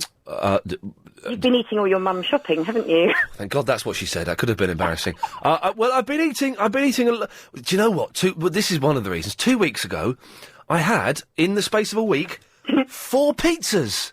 You pig! 4 pizzas. Isn't that awful? A pizza is about 2 days' calories. Jeez, but there's Very naughty. Domino's are so nice, though. They are good, aren't they? They are. You get the Vegorama with the garlic and herb dip. Oh, I haven't God. had one for a long time, but it's the only one that does a really nice they do a nice crispy base as well, don't they? They just do the best pizzas, isn't they? They're better than Arcs, better than the Hut. They're the best. They do. Now listen, though, because you're Yes. fat... Yeah, well, yes. Oh, no, I've got to get used to it. I've got to accept it. You're right. Because you have a very, very large, unattractive waist Yeah. that's hidden All right. under a big jumper. All right. You're never going to get niff with that, you see, are you? Well, I don't think... Niff from Shipwrecked... did you hear the other week I had a phone call... a text from Niff? I did! I've only caught bits of your show, but I'm sort of at home a little bit more this week working, so I've got you on. And I heard, because I've happened to catch little bits where you were lusting. You lust after everybody, don't you, guys? I do. Well, I had a text from Niff, Yeah, and then you it turned... it again. No, then it turns out it wasn't Niff. Someone had stolen her phone and had found my number on there, because I emailed her my number, and thought, oh, I'm going to wind this idiot up, and sent me and obviously listens to the show, and sent me a text saying, oh, it's Niff here, let's go out and, get it on. And it wasn't her. It wasn't her then. Well, because then I sent her... Because then she sent... This all to do with MySpace again, this awful website. She sent a bulletin round to everyone on MySpace saying, I've had my phone stolen. So I sent her a message saying, well, here's my phone number again. By the way, I had a message from someone pretending to be you, and she never wrote back saying it was me, it wasn't me, so... Oh. But she did ask you out. Well, I think that was You out of said no. politeness. That was out of politeness. Oh, it's very sad, though, you see. I think there's a little love story going on here. And I think you're meant to meet another time. No. But anyway, you won't get her with a fat belly, so I've got some advice. Now, I bought a book a couple of weeks ago. Am I allowed to mention names? Yeah, well, it depends. Are you going to slag it off? No, I'm going to tell you it's brilliant. Oh, well, then you're only not allowed to mention. Anyway. You're only not allowed to mention names. If you say, for example, such and such a supermarket sold me some food and it was poisonous, then we couldn't say the supermarket's name because we get in trouble. But if you're saying good things, then I'm going to tell you something wonderful about this book. oh, then please. Is it even more? Is it the Bible? Go on. No, what is it? Paul McKenna's I Can Make You Oh, Thin. no, hang on a Now, minute. Obviously, it doesn't apply to your arms and legs. Hang on a minute. I used to write for Paul McKenna. I'm not going to... Listen! What do you mean you used to write for Paul McKenna? Well, let me try and put it in a way you might understand. I used to write for Paul McKenna. What did you write? I used to write some of his TV shows. My first ever job in TV... Yeah? Apart from playing... No, it was before playing drums on the Danny Baker Show. My first ever job, when I was in my second year at college, was writing for his hypnotism show. You mean you used to write the script where they go, do-do-do, you'll do this, you do that. You did that? Well, yeah, some of it. Not much, but some of it, yeah. No, it's completely fake. Anyway, I haven't listened to the CD. Wait, hang on. Whoa, hang on. It's completely fake? Well, yes, you've written it. It's fake, It's not fake, is it? He's a hypnotist. I used to be a hypnotist. I used to do it. Yeah, right. What don't you believe about that? You're a hypnotist. Why haven't you hypnotised lots of really clever people to ring in instead of a load of nutters I'm arguing with a woman called Jilly Jam Jar, for God's sakes. But if you were a hypnotist, you could make everybody ring in that you wanted to ring in. I would never abuse my power like that, and it is a I power. read articles about hypnotism. No, I don't want to slate him, but I have read articles about it. A journalist who wrote, "Oh, go away! All my phones are ringing, all of them." I'm going to put it off. Hang on. No, go on, answer it. Who is it? It was international. Oh, get it. Naughty people. Get it. No, it's naughty people. Naughty people? Yes, go away. You running a sex line? Hello. See, it's naughty people. What it is, these international calls ring in, and it's just all the O's and another 8 and a 2 and a 3, and they go, and they think you're going to ring back, and then it costs you. What? They're very naughty. Anyway, nothing. No. So you get naughty international calls, or they go, Well, no, they don't. There's just silence. So one time I held on 5 minutes and went, well, you could put the phone down first. It cost them. But why? It's naughty callers. What? Dirty callers? Well, no, because it's just silence. What the flippin'? I don't pick them up in case it costs to pick them up. It just says international. Can you just and I've got no move- friends, you see, so Okay. it wouldn't be a friend. Yes. But is this an ongoing phenomenon? Should I launch an investigation into this? Please. Okay. I get bothered a lot. Well, okay. So... Even Mr. Whippy comes round and tries to give me ice creams when I don't want them. Yes. Anyway, you can help me lose weight. Yeah, okay, so Paul McKenna, right, forgetting that you worked for him and you made up all his scripts, and so actually you slated him, I haven't. I didn't slate him. He's a nice fella. He gave me my first break in show business. Oh, bless him. He's a nice fella. He invited me and some bloke. We just turned up one day at the stage door and said, we've got some ideas for you. And he invited me round his house and gave me a job. Wow. He's a good lad. Paul McKenna, the hypnotist fella. I will blow your mind. Experience, doesn't it, Yes. Ian? I'm Ian. Hello. Pleased to meet you. Yeah, boy, you don't need any experience, do you? No. That's how you got on radio, wasn't it? Just blabbing. No, I got on radio by being one of Britain's most promising young stand-up comedians. You know, you got it by blabbing to Clive Bull, didn't you? Well, that's not how I got the job. But anyway, come on. This is like some sneaky interview for the Standard. Look, I should be so lucky. So I read this book and I'll lose weight.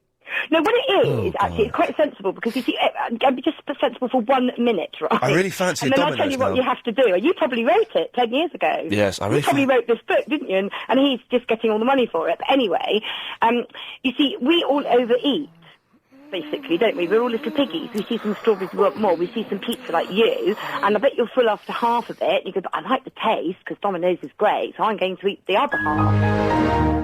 What did you just do? This is my computer shutting down. There's something wrong with it. Hang on. I heard that earlier. I thought that was mine. No, I was thinking of Abby Titmus.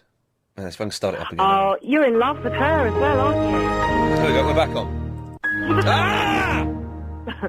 Just stay on. Hang on. There we go. Oh.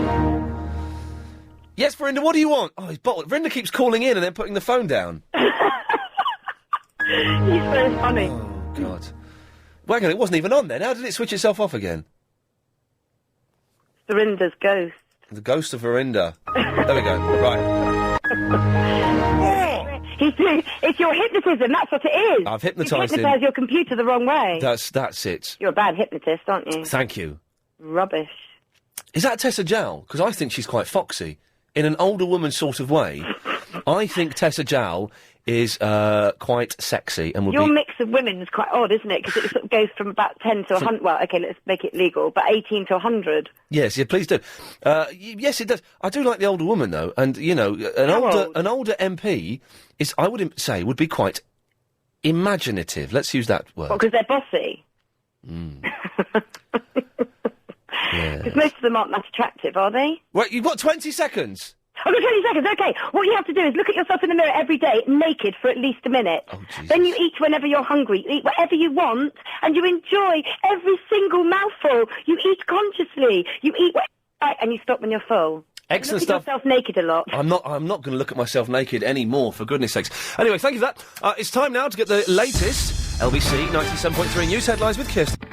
London's LBC 97.3. The 3.5 hour, 3 till 6:30 Ian Lee Afternoon Wireless Show. Lovely.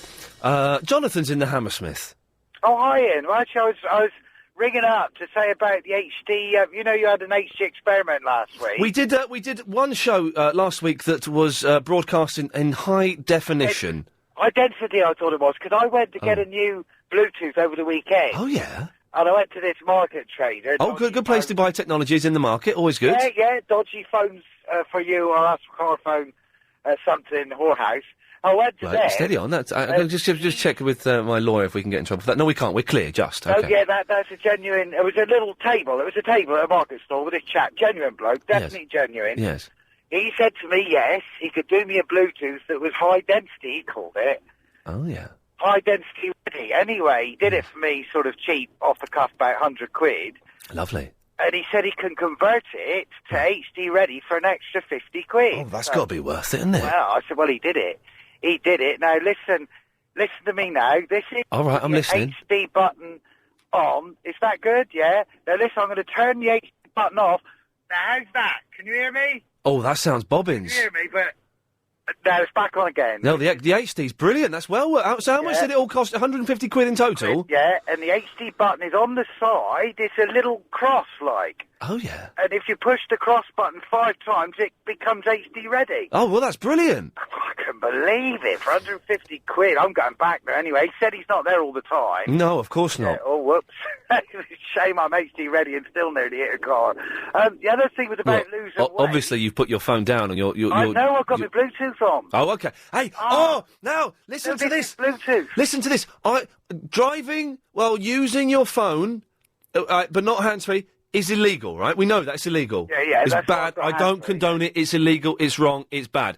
But at the weekend, I had to make an emergency phone call while I was driving. Emergency. I wasn't driving. I stopped at traffic lights. It's still illegal. So it's bad. What, even a 999? Yeah, but I had to make an emergency phone call. It wasn't 999, it was to a girl. Oh, So, right, but right, it was an emergency. And I stopped at traffic lights, but it was bad.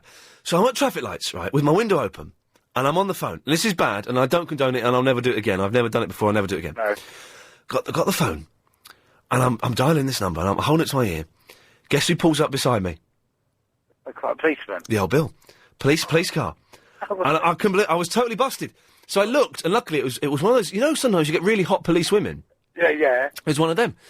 And so I looked, and I obviously looked terrified, because she just started laughing at me. And so I mouthed, I'm really sorry. And then I put the phone down beside me, and she just sort of laughed. And then you know, sometimes you're at traffic lights, and they don't change for ages.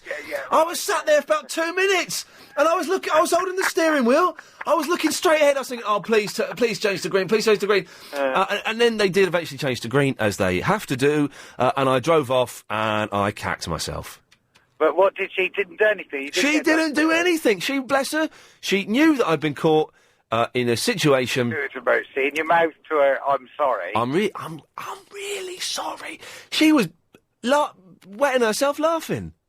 So may I say, excellent stuff to, and of course, she was a sexy policewoman, and when I saw her, this noise went off in my head. It was unbelievable. Unbelievable. Yeah, I've heard the noises going on today from the different, was there a vicar earlier on? Oh, hang on, what was this? The sexy vicar, surprisingly, is the same effect as the policewoman, yeah, so that was good. Adamus Titmus... don't mention Adamus Titmus. Too late, there we go. See, so do all three, God, do all three. But you know what I'm more excited? The thing that excites me most today of everything is on Thursday. Yeah. I can't believe you booked a bongos, man. It's going to be brilliant, isn't it? We know me and bongos. I love a bash at the bongos, I do. I have made an executive decision. I have booked an act. I've booked an act. Well, put it this way, I shall be listening all the way through that one. I might even ring up with a request if that's okay. Please do. We're going to have him for half an hour, 3:30 to 4 o'clock. Music Thursday. Music Thursday lives on, Jonathan. Oh, excellent. Well, as for losing weight... Yes? Just ask the last caller where she gets her prescription. That might help. It could be an idea, Jonathan. Thank you for that. Oh, look at this. It's gone from one Jonathan. Guess what? It's another Jonathan. Hi there, Ian. But you speak properly, so that's good. Okay. I agreed with you earlier, caller, about the Welsh are mad. Sorry? No, hang on. No one said the Welsh are mad. What we had was... Welsh people are bad people. Bad people. Well, they are bad people. No. You can't say it's racist. Because they charge you when you go into Wales. Yes. But they don't charge you when you come back to England. Yes. So, there you go. Yep.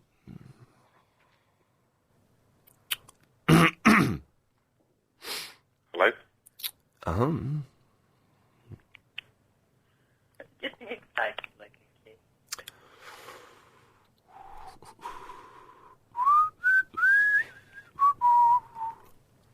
And they put the phone down. I apologise for being racialistic to Welsh people. It's racist! I know they're Welsh, but it's racialistical! You can't do it! And on that note, I look at the switchboard and see we ain't got many calls, and the one call that we're going to is busy. 0870 9090 973 if you want to save my career. The 3.5 hour, 3 till 6:30 Iain Lee Afternoon Wireless Show. Yes, Amit. Hi, Ian. How are you? Yeah, very well, thanks. Yeah. How are you? I'm fine, thanks. What are you up Excellent. to? I'm doing a radio show at the moment. Yeah. So can't talk for long. Bit busy. Ian, can I just say something? Can we start a get rid of Verinda list like we did for Yasser a couple months ago? A get rid of Verinda. Well, I've got to say, the get rid of Yasser list. Hang on 1 second. Yes, line 2, you're on the wireless. Shaggy! Thank you, sir. The get rid of Yasser list didn't have any effect. He got rid of himself. Did he? And he's since come back, but he's come back all grumpy and weird. Yeah, I know. I don't know if the Yasser is the real Yasser. But you want to... Why don't you like Verinda? Because he's a racialist? Yeah, he's a racialist and it's not nice. We don't condone racialism at all. I think we should ban him. You think we should ban... Well, OK, well, we can certainly take a vote on that, Amit. Okay. OK. Can we try at least then a list? Can we try what? Try a list. OK, when you say a list... Yeah. Have I got to keep the list, have I? Yeah. Oh. Do you know... You could keep the list for me, just 'cause it's a lot of... Ian, you're getting paid for it, so... I'm not getting paid to make a list that you've getting paid for the radio show and everything, man. I'm getting paid... Well, interesting point. I'm getting paid for the radio show. Am I getting paid for the radio show and everything? Maybe. Does everything include a list banning Verinda? No. No. And it was your idea? Yeah. But, Ian, if you do it, I'll pay you £5 every hour for every name that you get down on the list. You'll pay me £5 for every name I get? Yeah. OK, well, I've got 10 names. Yeah. That's 50 quid? Yeah, all right. Well, you give me the 50 quid and I'll carry on doing the list. Yeah, well, I'll send it over. Well, when? I'll check tomorrow. OK. All right, I'll see you later then, bye. I don't believe you're going to send me that money. Let's put the phone down. Nisreen, do you think he's going to send me that money? Oh, no way. No way, Jose. And you can't do maths either. Why? Because he said 10 names, 50 quid, and he said he'd pay you 4 quid an hour. No, he said 5 quid now. Oh, did he? God, blimey, what's going on today? Anyway, hey, dude, how you doing? Good? What did you call me? Man. I thought you said Adrian. No, I didn't. I said, hey, dude, how you doing? Hey, dude, I don't lean. Yes, I'm very well, thank you, Nisreen. Good. I just wanted to say, it's not really racialist to say Welsh are bad people, because the Welsh aren't really a race. Yes, they are. They're not. Yes, they are. They're not. Yes, they are. No, you're being silly. No, I'm not being silly. What? Okay. Why aren't the Welsh a race? Well, because a race is a colour and an extraction. Oh, no. Now you've just completely been hoisted by your own petard. The race isn't a colour.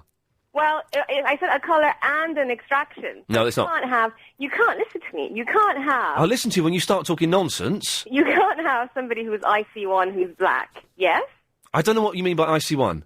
I.e. Caucasian. Can you have a black Caucasian? Well, of course, of course you can't, you idiot. Exactly. So, being Welsh... You're saying you can only be racist towards black people? No, I'm saying you can only be racist to a race. Why have you... The Welsh aren't a race. The Welsh are... a race. Of course, what race are the Welsh a part of? They're part of the Caucasian race. Caucasian isn't a race. Keep Nisreen on, because she's talking so much guff.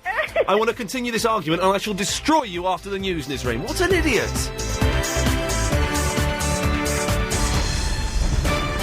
On FM. On DAB. And online. This is London's LBC 97.3. Call Iain Lee on the 3.5 hour, 3 till 6:30 Iain Lee Afternoon Wireless Show. 0870 90 90 973. I don't know what Latin boys are. I'm not gay. Why don't you get over it? It smells of sick in this studio for some reason. I don't know what's been going on. I don't know what Alison Bell's been doing now. Isn't it a pleasure having dirty Alison Bell in the LBC offices for 2 weeks? We've got her. Wow. Anyway, so Doctor Who's rubbish. I'm on a diet, and you can be racist to the Welsh. Oh, yeah, it's an issue. It's an issue. It's a proper issue, man. This is the Sony. Yeah, etc., etc. Wait for music to end. There we go. So it is. So, Nisreen, you're talking out your bum. Well, no, you can't say I'm talking out my bum. Yeah, okay. You're saying you can't be racist towards the Welsh. You can't be. What did you call me? You can't be racist towards the Welsh. That's a relief. The Welsh are not a race. Yes, they are. Okay, Nisreen, define for me. No, let me ask you a question. No. Let me ask you a question. You can't make a statement like that and not back it up. Define to me, what is a race? Well, a race is, and this is going to be really boring, but you asked for it. No, I did ask for it. I want you to define a race. It'll be interesting. Okay, human beings are divided into 3 races. Okay. Oh, there's only 3 races. This is good. Go on. Roughly 3, very roughly 3 races. Go on. If you say that the Welsh are a race. No. Explain that. No, you said no. You said, we are divided into 3 races. Give me the 3 races, Nisreen. Well, you've got Caucasian. Yeah. You've got Negroid. Yeah. Yeah, and you've got Mongoloid, which is in the middle. You've got Mongoloid? You do. I'm not making this. Oh, dear God, this is unbelievable. I swear, I'm not making Let me just see. I've got some statistics here. Let me just see how many thousands of people you offended. Oh, it's about 100,000. Nice one. Okay. Can I just say, I do not in any way associate myself with this nonsense that Nisreen is talking. I'm not making this up, love. Okay, let's. In what race would the Japanese be? Well, the Japanese are sort of in the Mongoloid one. I don't even know if I'm going to continually apologise to people because you're setting me up. No, I'm not. No, I'm not setting you up. You're setting yourself up by saying something you don't realise how offensive you're being. But that's good because I do. Okay, and where would? Okay, let's pick another example. Where would Indians be? Well, the Indians are also in the Mongoloid. Okie dokie. Okay, so that's your definition of race. You're wrong, by the way. That's not my definition of race. That's not my definition of race. What's your definition of race? That's what I've asked for. Well, you can't have a personal definition of race. No, that's the definition you believe to be true, is it? No, the definition that I'm having issue with is that you can't say the Welsh are a race because if you say that means every single country is a race unto itself. It is.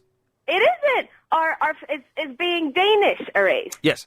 Is being from Bhutan a race? Yes, if Bhutan is a place. It's not. You are talking out of your bum. You're saying the 3 races, and I'm going to use the words you use. Again, apologies to the many thousands of people I'm... Oh, Giles. Is Giles there? You may want to get line 4. And line 4 will probably want to come on in a second, and this could be quite good radio. You're saying the 3 races are Caucasian, Negroid, and Mongoloid. Yeah. Okay. Again, apologies to everyone. You're wrong. Well, we can just say I'm right and you're wrong. I'll give you. Shall I give you? No, I'll give you the dictionary definition if you want. Go ahead.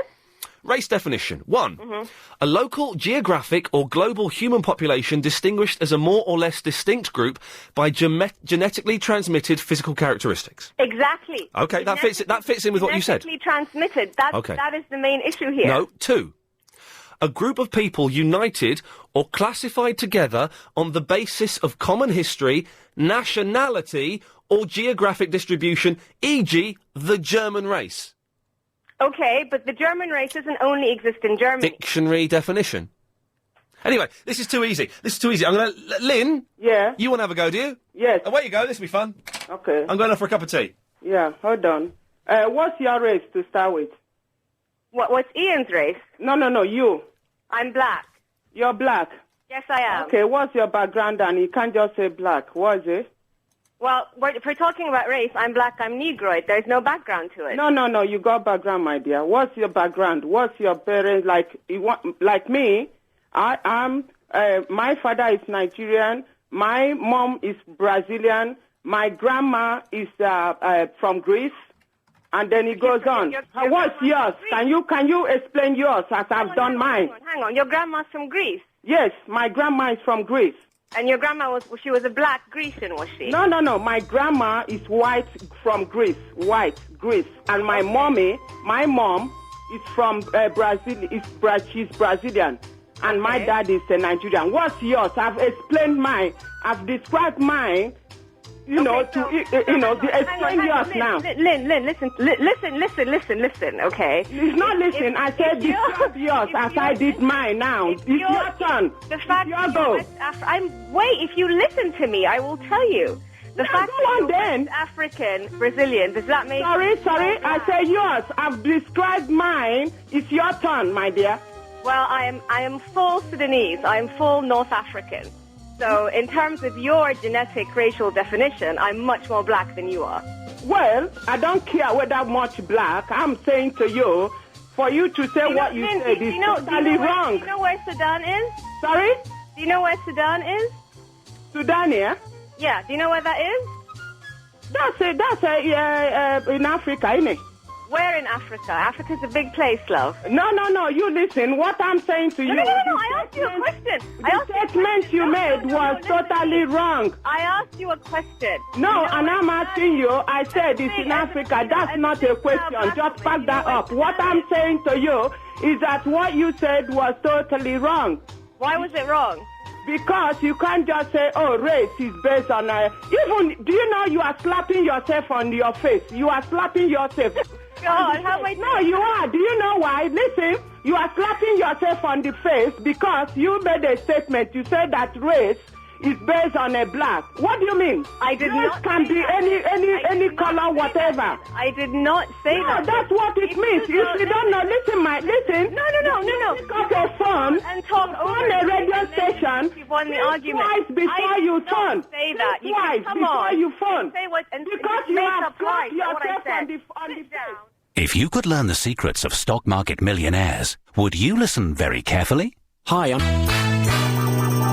London's LBC 97.3. The 3.5 hour, 3 till 6:30 Iain Lee Afternoon Wireless Show.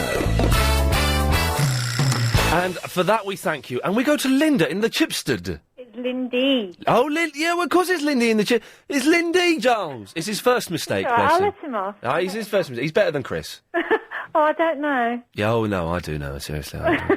Well, where is Chris today? Why has he not bothered I don't coming know. in? Did he say yesterday? I don't listen to your Sunday night. Well, no, I knew he had yesterday off, and Crazy Bob came in and did it, so that was good. Oh, what, in the studio with you? Oh, yes. Oh, I'll have to have a listen to that tomorrow. One of the best shows we've ever had. And he told me last night that Chris wasn't coming in today, and that was the first I'd heard of it. Oh. And then whether he's coming in tomorrow or not, we don't know. Well, he was very naughty last Thursday because he didn't ring me back. And he went to watch the football. Exactly, he bunked off and we spent all that time booking those phone calls and stuff. Oh.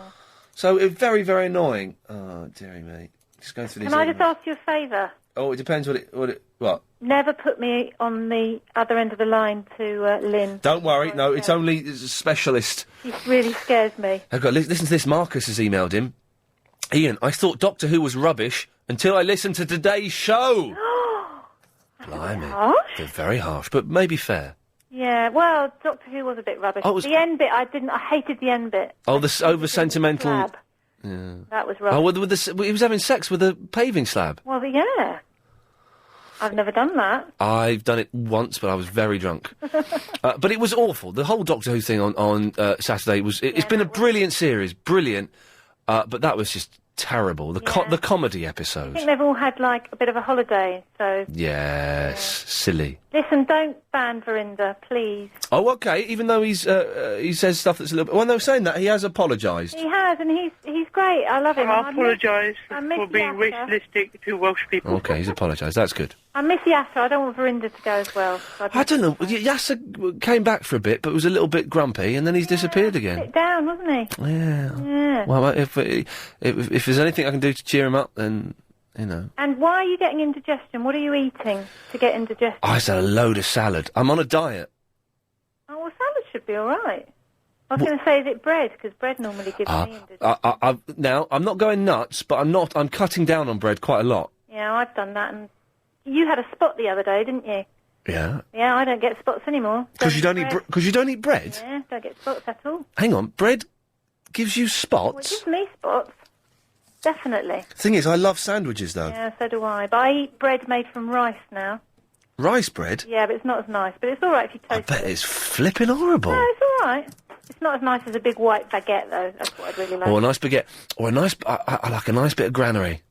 Yeah, well, this rice bread is a bit like granary bread. Oh, really? Yeah. Oh, dear. Get it in Sainsbury's. I'm feeling a bit windy at the moment. I need to wee again. I've drank a load of water today. Bodily functions. I went to the wee 20 minutes ago and I need to go again. Because you've drunk lots of water. Yeah, that's the fella. Okay, I'll add your name to the Save Verinda list. So far, it's 1-1. Okay. So there's a lot of people have expressed an interest there. Thank you, Lindy. Bye. Bye-bye, have a lovely evening. Leon's in the Langley. Hello, Leon. It's Dion. Leon? Dion. Sorry? It's Dion. Oh, Dion, like the pop singer from the 50s? Yeah, as in D-I-O-N. D-I-L-N? D-I-O-N. D-I-O-N? Yeah, as in Dion and the Bellman. What was their song? Run Around Sue, the Wanderer.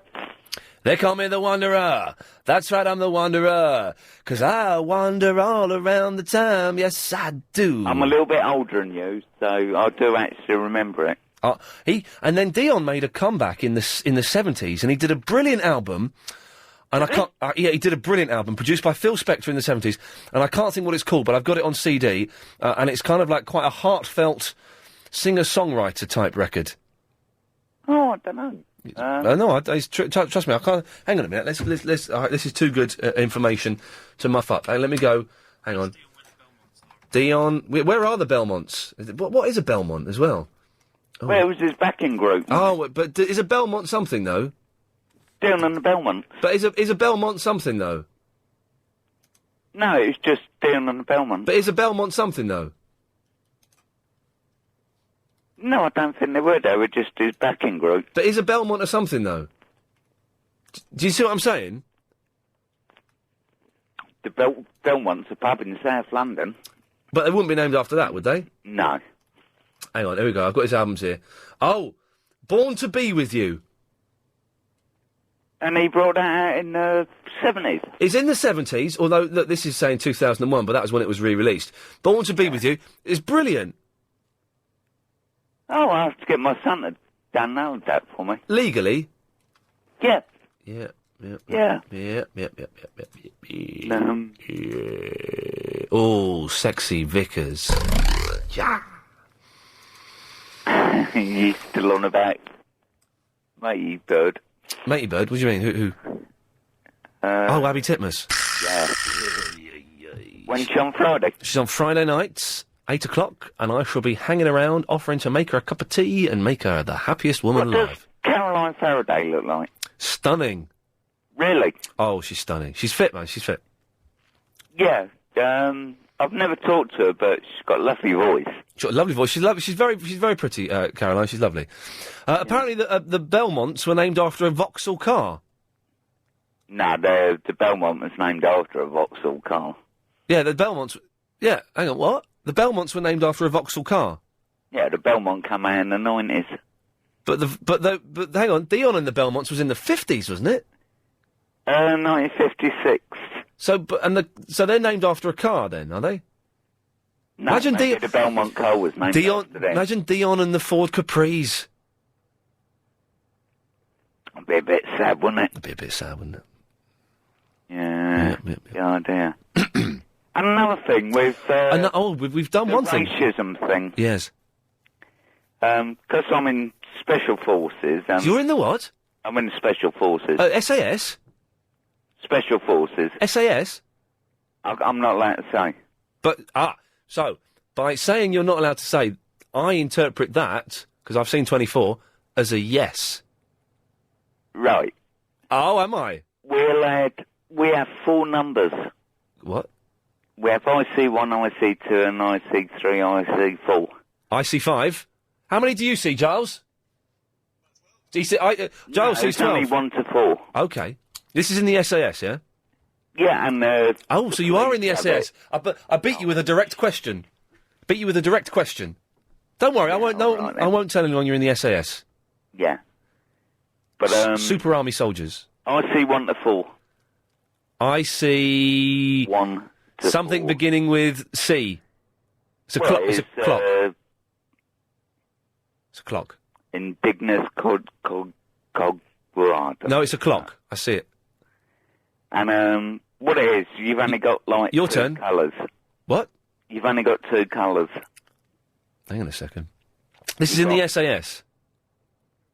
Well, I mean Special Forces. SAS.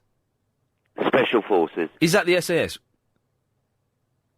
When did you last do a mission? I've just come back from Montenegro. Oh, really? What was your mission? To make sure... Because Montenegro want their own country, don't they? Yeah, apparently so. Yeah. So you... did you have to take anyone out? No. No. Just make sure nothing happened.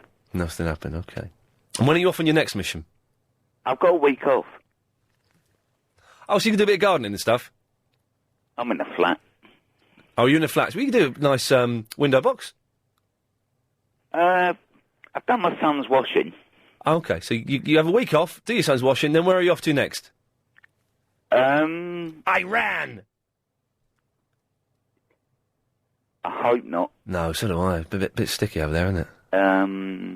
But if you had to, if the Queen asked you to, have you spoken to the Queen? No, I've got 2 medals, but I never know. Excellent stuff. Thanks, Dion. Belmont, it's a Vauxhall car, apparently. The 3.5 hour, 3 till 6:30, Iain Lee Afternoon Wireless Show. Cassie and Ellie? Hello? Hello? Hi. Now, I've muffed up the timings a little bit. Oh, okay. So can you wait till after the news? Yeah, of course. Because I was so interested to talk to that man from the SAS. Super Army soldiers. Super Army soldiers, those are the fellas. In 5 seconds, sum up what you're going to talk about. Okay, sure. We've written you a song, basically. Wow, that's going to keep the people listening. The 3.5 hour, 3 till 6:30, Iain Lee Afternoon Wireless Show. And tick your radar diaries. Now, Cassie and Ellie. Hiya. Hiya. Hiya. Hiya.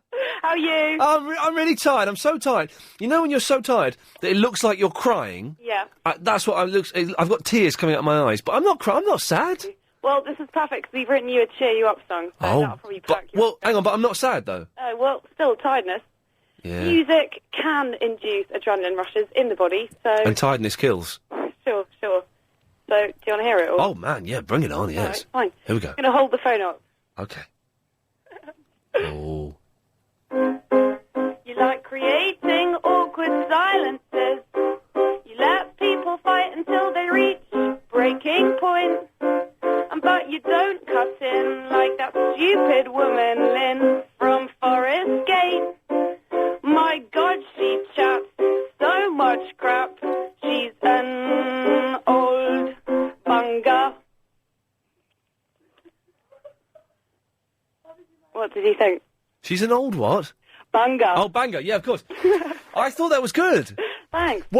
It was an interesting tune. What are your musical influences, genuinely, please? The Beatles, probably, and the Doors. Oh, well, you're wrong about the Doors, and you'll grow out of that, because I was into the Doors, and then I realised, actually, they're rubbish. They're not... How can you say they're rubbish? Oh, how old are you? 23. How old? Wisdom comes with age, music-wise. How old are you? 23. You sound 15. 15? You sound 15. Oh, I guess I'll take that as a compliment. Maybe you should. But the Doors are rubbish. But rubbish. The Doors are rubbish. I'm the fat lizard king. Oh, look at me. Stop. Maybe lyrically wise. The frog eats its toad in the desert of dreams. Follow the Indian. Sorry? Can you write lyrics or play an instrument?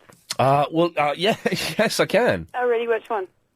A guitar. Oh, really? I'm in a band. Why don't you bring it in and play it, on air sometimes? Because I can't be bothered. Put your money where your mouth is. My money is where my mouth is. My money's in the bank. Is it? Well, Yes. that's not where your mouth is. Hey, why are we falling out? I thought it was good, but you're wrong about the Doors, that's all. Get on, you can take a bit of badgering back. Are you flirting with me? No, obviously not. You're way too old for me. Hang on, you're 22? Yeah, I'm 23, and you must be, what, 40? Oh, get knotted. Get stuffed. I think you'll be stuffed before I am. I'm 33. Oh, right. Oh, you've got a really mature voice. Oh, get lost. Cheeky cow. I was being all friendly with her. She was nice, did a good song. And it turns out she's a... idiot. Hello, Chris. Oh, hello. She was rude, wasn't she? Was he? You can't hit them now. No, sadly. Anyway... Spare the rod and spoil the child. Absolutely. But the rod doesn't mean a stick. It means an educational tool. Oh, really? Yeah. Well, I'd like to talk about radishes. You know, if you have a packet of radishes and you put the radishes in the ground, what do you get? You get radishes. Now, did you ever see radishes evolving into carrots? Never. And if you have a packet of... I suspect that you're not really talking about radishes and it's a metaphor, and we'll get to what you're actually talking about in a minute. Well. So let's jump to what you're actually talking about. And if you plant some cabbage... No, Chris. I don't want to hear the metaphor. Celery. I don't want to hear about the metaphor. Just tell me what you're actually talking about. Well, I mean, you know, I was thinking about radishes. I was thinking about... No, you weren't. Just tell me what you were actually thinking. I was thinking... I don't want to hear... You can't read my thoughts. Thank God. I don't want to hear your metaphor. I want to hear what you're actually building up to. Well, it's not a metaphor. It's a truism. And... Did you ever see... Don't do it. Don't do what? Don't say, do you ever see anyone planting beans and they grew into flipping tomatoes? Well, no, it doesn't. If you plant beans, they grow into beans. I know they do! Stop with the truisms and the metaphors. What are you talking about? Get to the point! Because some people... Oh, you wait. Chris, stay there. I've got to do this now. Goodness, so what? Banging on 5:38. It's time for the daily 5:38 Daily Correspondent Update. Brought to you every day. Daily. Hi, this is Cassidy calling from the Highway to Hell, Lordy and Eurovision correspondent, and here's my update. This weekend I attended a chat with iain, Lordy's guitarist, live in Hutsford, Sweden, where he answered some questions from the Swedish fans. Wow. Among which we found out that they currently have no free time whatsoever, spending a whole 15 hours in costume that takes them 3 hours to put on every morning. Wow. They met Axl Rose at Download, who praised their Rockalyx album, and their favourite Eurovision song, other than their own, is ABBA's Waterloo. Unbelievable! This is guitar correspondent Tom in the Kingston, and just before I do my correspondent update, the Foo Fighters rocked Hyde Park the other day. Nice one.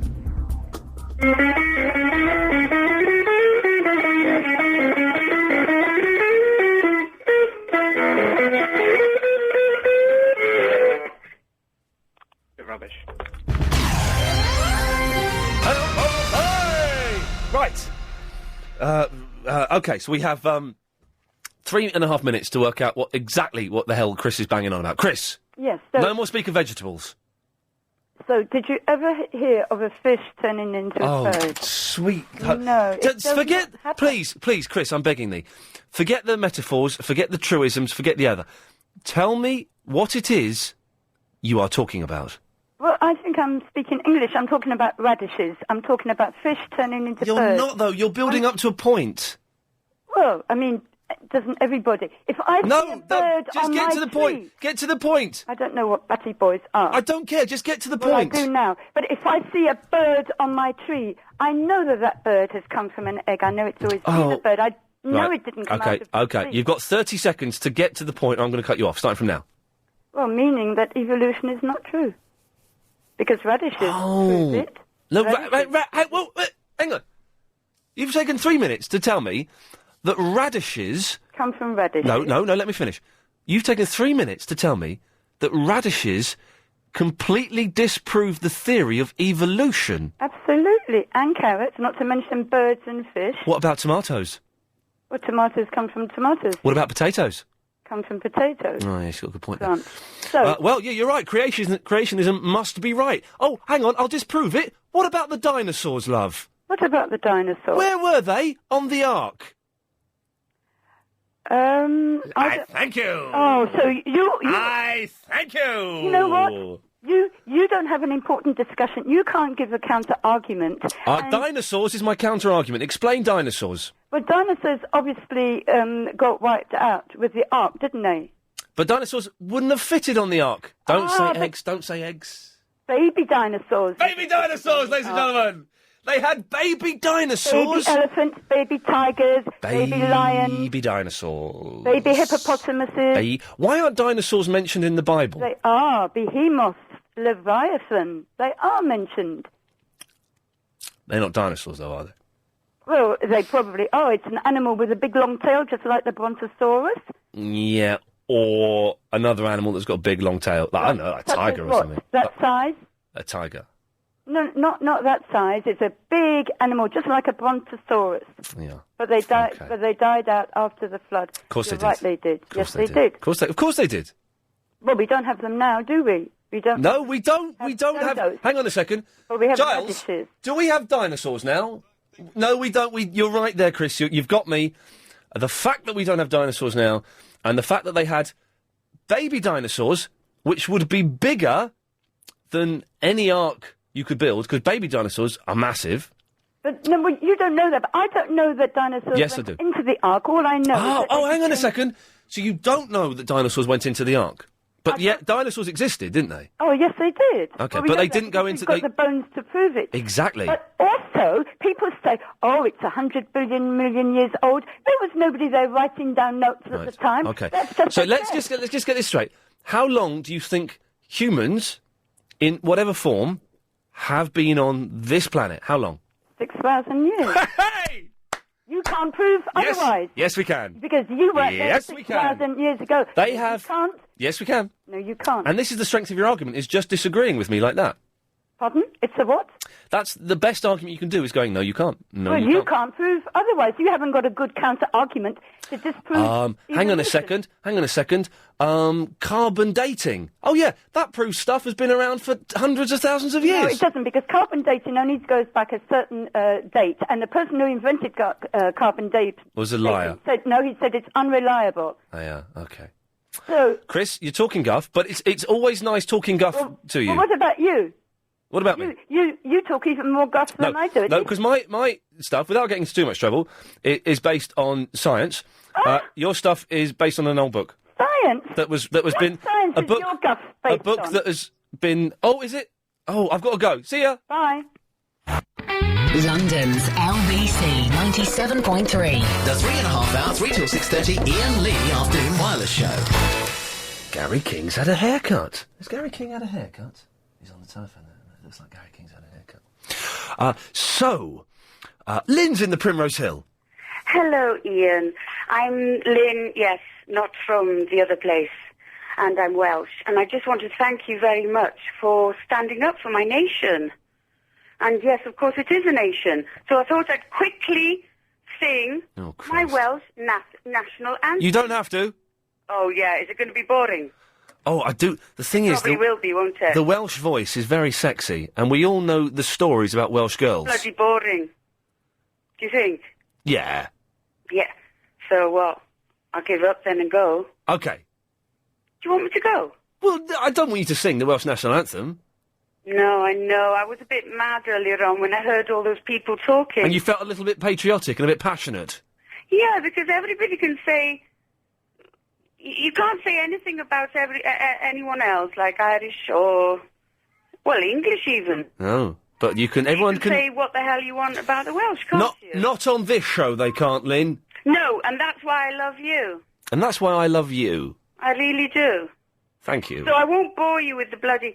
But I am a professional opera singer, and I've bored you singing the hen, hen, hen thing in Welsh. Oh, no, that was good when you did that. Hang on, Yeah, I might... but it was a bit over the top. I might still have that. Hang on a second. Oh, here we go. O iarfach pen, neidi ddo dwy wyfan he. O iarfach pen, neidi ddo dwy wyfan he. Iain,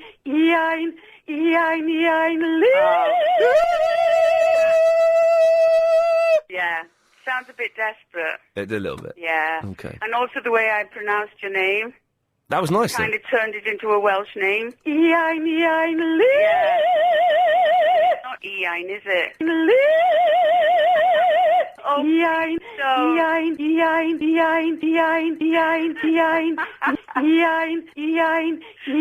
Iain. Oh, stop. Okay. I'm never going to sing another note again in all my life. Oh, thank God for that. I'm teasing. Oh. Well, anyway, thank you for standing up for us. Anytime. No one else does. No. And good luck to England in the football. Oh, no, you got in a welcome for soccer, five-a-side Soccer 8 reference. Had to cut her off there. It was a five-a-side Soccer 8 free zone. We're running out of calls now. We're getting a little bit desperate for calls. Okay, that makes sense. Okay. Don's in the Battersea. Mr. Lee. Yes, sir. Mr. Lee. Listen, first of all, that lady sounded like she was yodeling, man, not singing. It's a good. I think it's good. Listen, man. I think it's good. Hang on. Oh, that's the wrong button. Here we go. That sounded something out of an old Laurel and Hardy movie, man. That sounded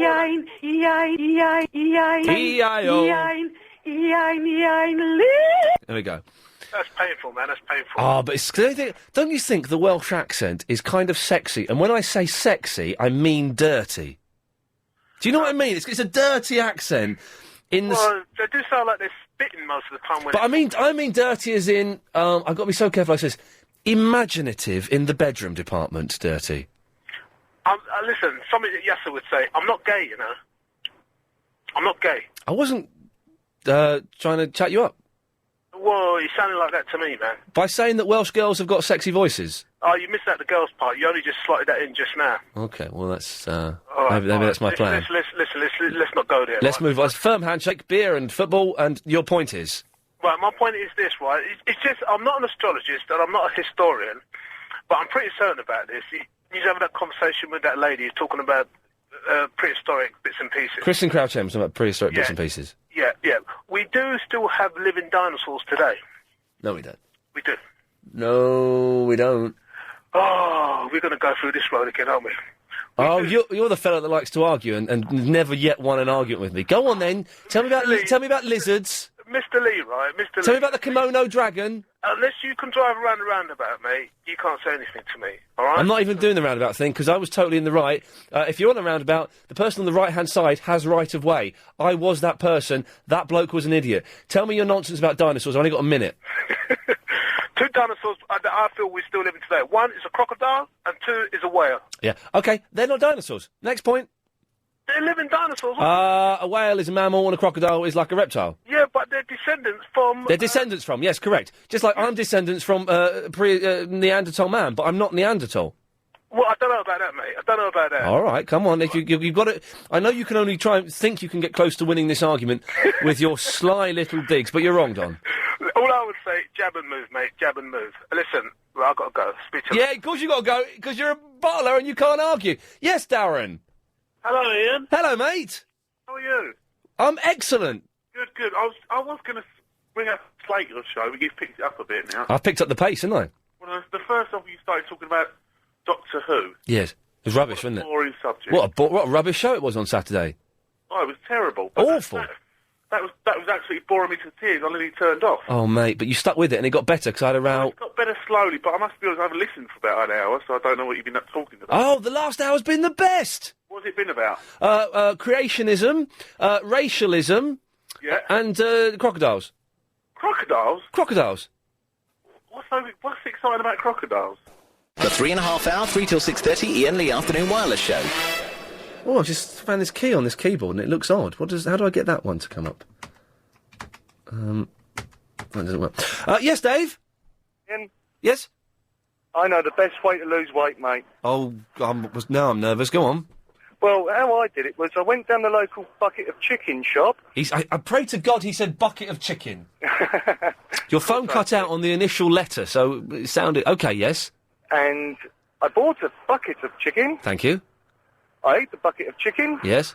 And I had food poisoning for 5 days and lost a stone. Oh, sweet. Thank God for not mentioning any companies or any regions in Southern America. No. It wasn't actually a Southern American firm, I don't Well, let's not even go any closer to finding out where it was from. It's an idea, Dave. I was hoping your phone call would sustain me to 5:57 and 40 seconds. It looks like it won't. Oh, never mind. Well, if you say never mind, it just means I'm kind of scuppered for the next 45 seconds. Oh, don't worry, Dave, someone's just called in. I'll take them. Yes, line one. Yeah, hi, Ian, it's Stephen Page. You were talking earlier about having a musical act on for Thursday. Stephen Page. Do you remember the deodorant? The crystal deodorant? Oh, yeah, you're without being rude, the hippie fella. That's one word for it. And I sent you a couple of CDs. A couple of CDs and deodorant. That's it. Yes. I was going to phone up and offer to be your musical act for Thursday. Well, now, thank you. We've got a bongo player coming in. Oh. But maybe next week. Yeah. Okay. Wow. There we go. Everyone's... yes, line 4? Hi, is this... Oh, hello? Yes, you're on the air. Hi, how are you? I'm just listening to your show, and I'll tell you something. Yes. I always catch the tail end of it, and I had such a pleasure listening to your show. Oh, I don't... Now, that's left a horrible image in my head. He has such a pleasure. Anyway, so, if, like that fella, you've just tuned in, it means you've missed the show, which sounded a lot like this. Tease a squeeze a please, a wind a squeeze a... I can see the fella's holding a knife and bringing it down. I suspect he wants to kill that person. Abby Titmus. I apologise for being racialistic to Welsh people. I'm not going to look at myself naked anymore, for goodness sakes. Is that Tessa Jowl? Because I think she's quite foxy. I thought Doctor Who was rubbish until I listened to today's show. Snooker, loopy, nuts are we? We're all snooker.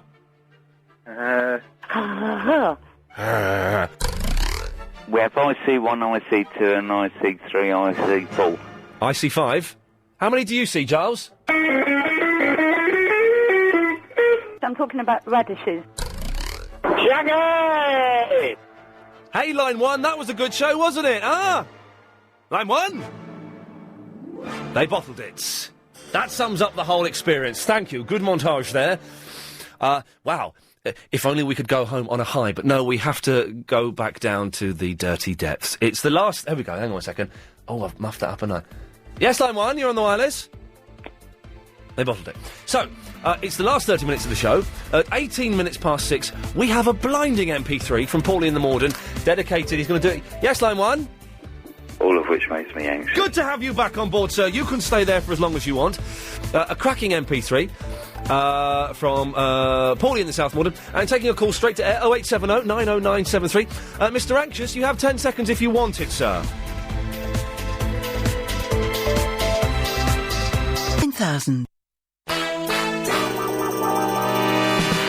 The 3.5 hour, 3 till 6:30 Iain the Afternoon Wireless Show. This is the part of the show where we take calls straight to air. It's Triple M. Yes, 0870 9090973 is the telephone number. You can call in. Mr. Anxious is on the line. Good afternoon, Mr. Anxious.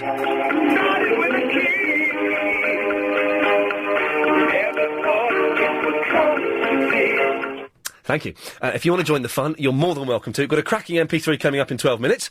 We sent a really random email from Verinda.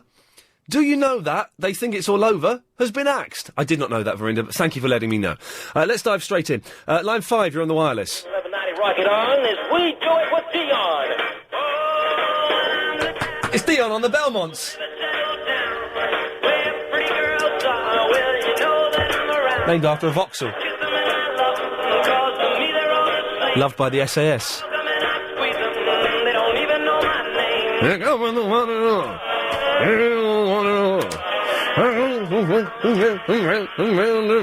Thank you.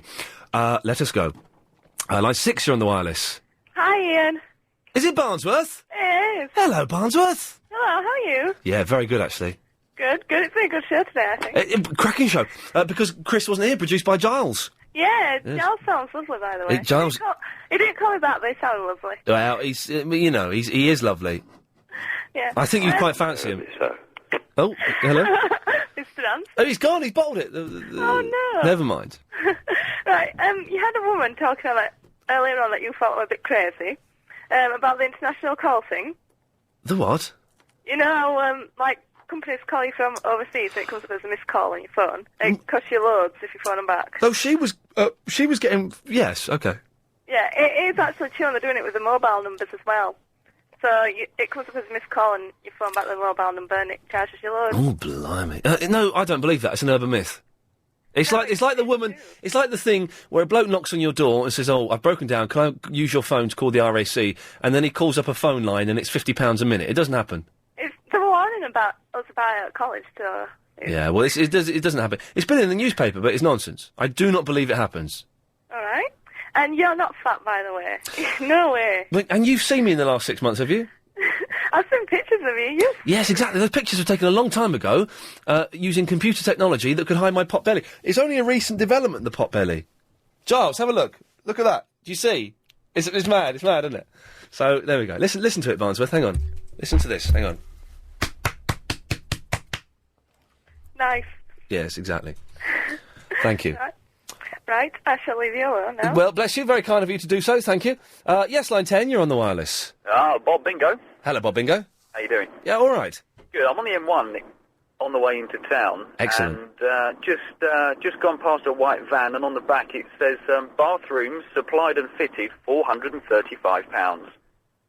Well, that's a very specific price. Not bad, is it? Well, it's pretty good going. I was expecting to pay a couple of grand. Well, I thought the £35 is probably a bargaining point as well, so I reckon we can get you down to 400 quid. Mate, it sounds good. I hope you got the number. If you did, email it in.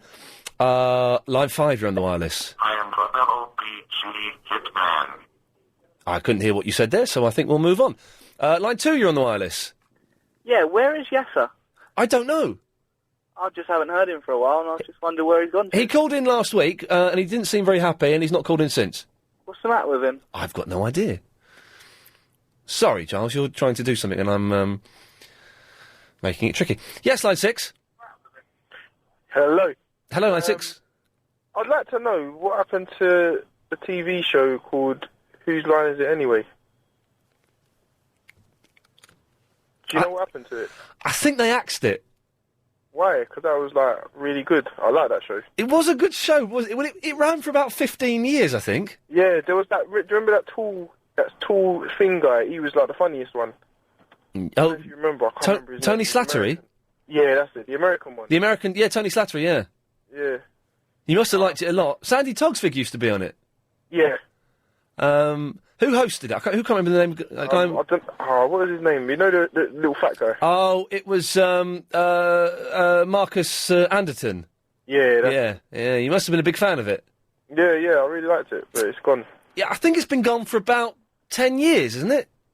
I don't get to watch TV much, so yeah, probably. Why don't you get to watch TV much? 'Cause I work all day, then I go home, I go to sleep. Yeah. Well, thanks for calling. Obviously a big fan of Whose Line Is It Anyway? Strange thing. Yes, line 5. Ian. Yes. Oh, man, it's great to hear you again, my old mate. I was going to say, that interesting caller earlier about man and evolution. There's a few glaring errors, I'm afraid. I'm not going to go into too much detail, but DNA being the first one is pretty specific, you know. It sort of indicates that there probably wasn't two individuals that created humanity as we know it at one particular time, more a gradual process of evolution throughout millennia. So, therefore, making most biblical and religious stories untrue. There we go. Thank you very much. Line 9, you're on the wireless. Jesus walked on water, and Peter said, awesome.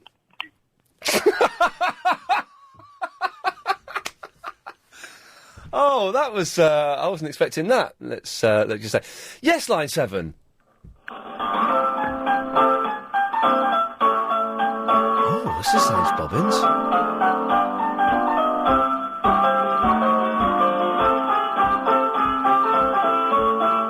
Oh, what's this? Any ideas?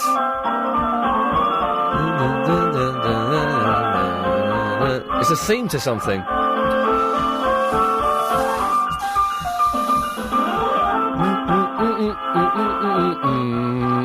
If you can know what this is, you can email iain@lbc.co.uk.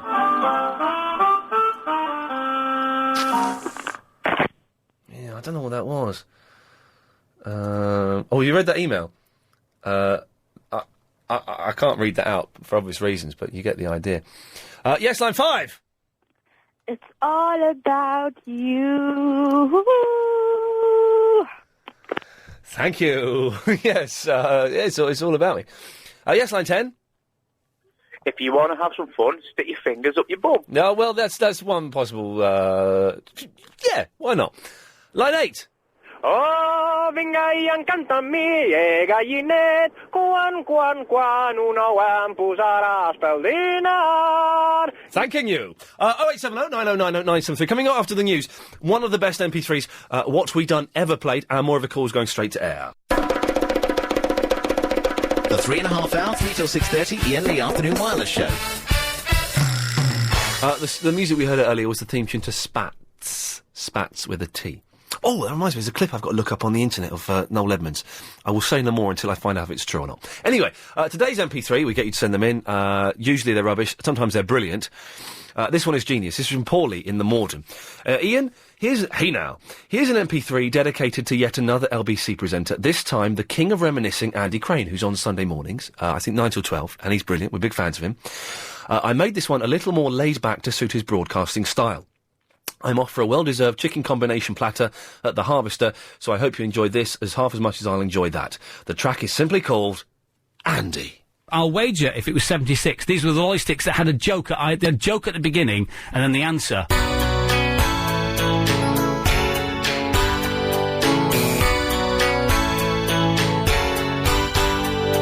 Can you remember? Spangles and ice lollies shaped like feet. Can you remember? When Midland Banks was still seen on our street. Can you remember? Asking coach drivers to play your new cassette. Can you remember? When LBC ran ads for cigarettes. Andy Craig reciting jokes from lolly sticks. Andy Craig chatting about the price of pick and mix. Andy Craig remembering the smell of mix. And how it used to sting if it got in your eye. Andy, it's not too late to join this century and sell your childhood memories for cash on eBay. Thanks to you, I put my Atari on there, so on Xbox 360 I now play. If you can do better than that and sing a commercial from years gone by, 0870 9090 973. Oh, the hot summer of 70. They're talking about a drought. They don't know what a drought was. Did somebody nick something when you were on a school trip? Can you remember? Airwolf, Street Hawk, Chips and Automat. Can you remember? Tron, Kenneth Kendall and Duran. Can you remember? Driving so fast in your father's Ford Capri. Can you remember? Its lack of airbags put you both in casualty. Andy Craig burning from his teenage kicks. Andy Craig forgetting threats of nuclear conflicts. Andy Craig, it was so hot in 76. A really hot summer of 1976. And then the next year we had a jubilee. Andy, it's not too late to join this century and sell your childhood memories for cash on eBay. I saw Ned the Duck doll on there last week. They were practically giving him away. What do you remember and why? Andy, I deliver this track to you, but don't want to send you this small MP3. It would doubtless start you talking someday about the covers of your favourite LPs. What are your memories of 76 when it was really hot and really sunny? Didn't know how to exercise, but they knew how to eat. Because I went on the SS Neptunia to the Med with my school in the early 1980s. Got back to the car park where the coach was supposed to be and it had gone. The summer of 1976. Now that was a summer. What are your memories of 1976? It's brilliant, isn't it? It's just brilliant. Andy played it on his show on Sunday, and we think he took it in good... My favourite pen has just stopped working. Damn you!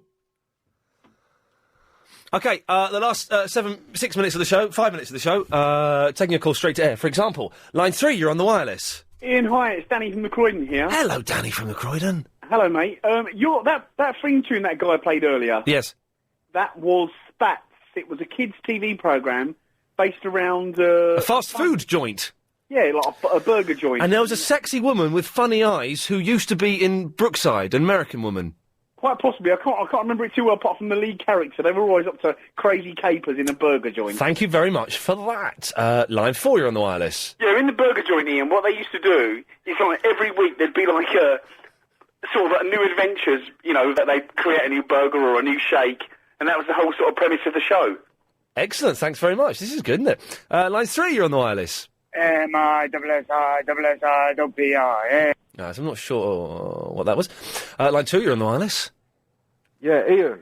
Yes. Yeah, that theme tune that was played earlier, that was a theme tune for... Spats. Do you remember the old Amiga?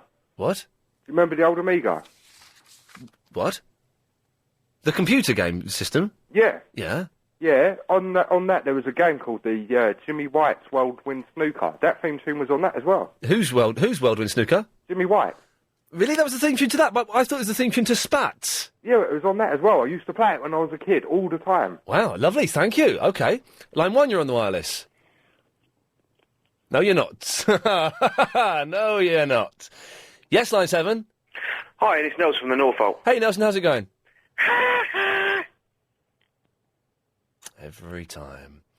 Line 8, you're on the wireless. Hello, Ian. It's Bob here, Clive Ball's producer. I just want to say that I'm pulling out of the race to be your producer because basically I think you're a nut job and I think you need to get some help. But don't panic though, because we'll sort it out around one of the head of rota meetings next Tuesday. Okay? Yes, you're not the real Bob, because I had a very good chat with the real Bob last night after the Triple M show, and it looks like he is going to come and take over from Agent Chris very soon, so that's excellent. Yes, line 10. Hello? Bye-bye. Line 9. You will never be Christopher Morris. I know. Thank you. Thank God for that. Line 4, you're on the wireless. You will never be... Oh, I get the humiliation twice in a row. Hey, sorry, and I was listening to you then. That's quite all right. Yeah, I'm okay. Good. I just wanted to ask you if you'd ever heard this one from when you were a kid. That old Andy Crane song got me reminiscing, but it's something I always remembered because it sounded vaguely scientific, which was if you could burp, hiccup, sneeze, cough, and pass wind all at the same time, you'd implode. Now, I've never heard it before, but it sounds like it makes sense. It does. I mean, if they'd have said you explode, yes, I'd have thought that's stupid. Nonsense, but it would cause an implosion because of all the air leaving the body. Exactly, and I'm sure that was invented by, somebody who's obviously a professor. Yeah, it must be. It's so scientific, it must be true. Yes, line 9. Excellent, well done. Line 3, you're on the wireless. Hello, I am the Dictionary Man. Hello, Dictionary Man. And today's word is going to be kike, chiefly... Oh, right. Okay. There we go. Thank you. Line 8, you're on the wireless. All right, fat boy. Hello, Skinny. Listen, if you don't get rid of that belly, it's just going to get bigger and bigger. When you get into your 30s, and like you say, you're not walking up the stairs without breathing heavily anymore, Yes. you're going to get fatter, yeah? Yes. Also, your picture on the new website makes you look like a bit of a gimp. Yeah? Thank you very much. Line 3, you're on the wireless. No, come on and sing with me. Hey, little hen, when will you lay me an egg for my tea? Thank you very much. Line 5, you're on the wireless. Why don't you go back into bed? Why don't you get back into bed? Reasons to be cheerful with Ian Lee. Thank you very much. Oh, there's so many to choose from, aren't there? Line 5, you're on the wireless. No, you're not. Okay, you're not playing. Line 3, you're on the wireless. Hello, it's my man, driver here. Can't hear what you're saying. Line 2, you're on the wireless. Oh, no, you're not. Line 2, you're on the wireless now. Hello, this is Boris here. Yes. My cabbage is very annoying. Okay. Go and do your homework. Line 1, you're on the wireless. Belly's going to get you. That's more like it. Line 9, you're on the wireless. Taxi! I don't know. Line 8, you're on the wireless. You fear Mike Sticking. Thank you. Very true. Let's see if we can end on a decent one. Okay, this has got to be the last one. Let's hope it's a decent one. Line 9, make it good. Today's word is...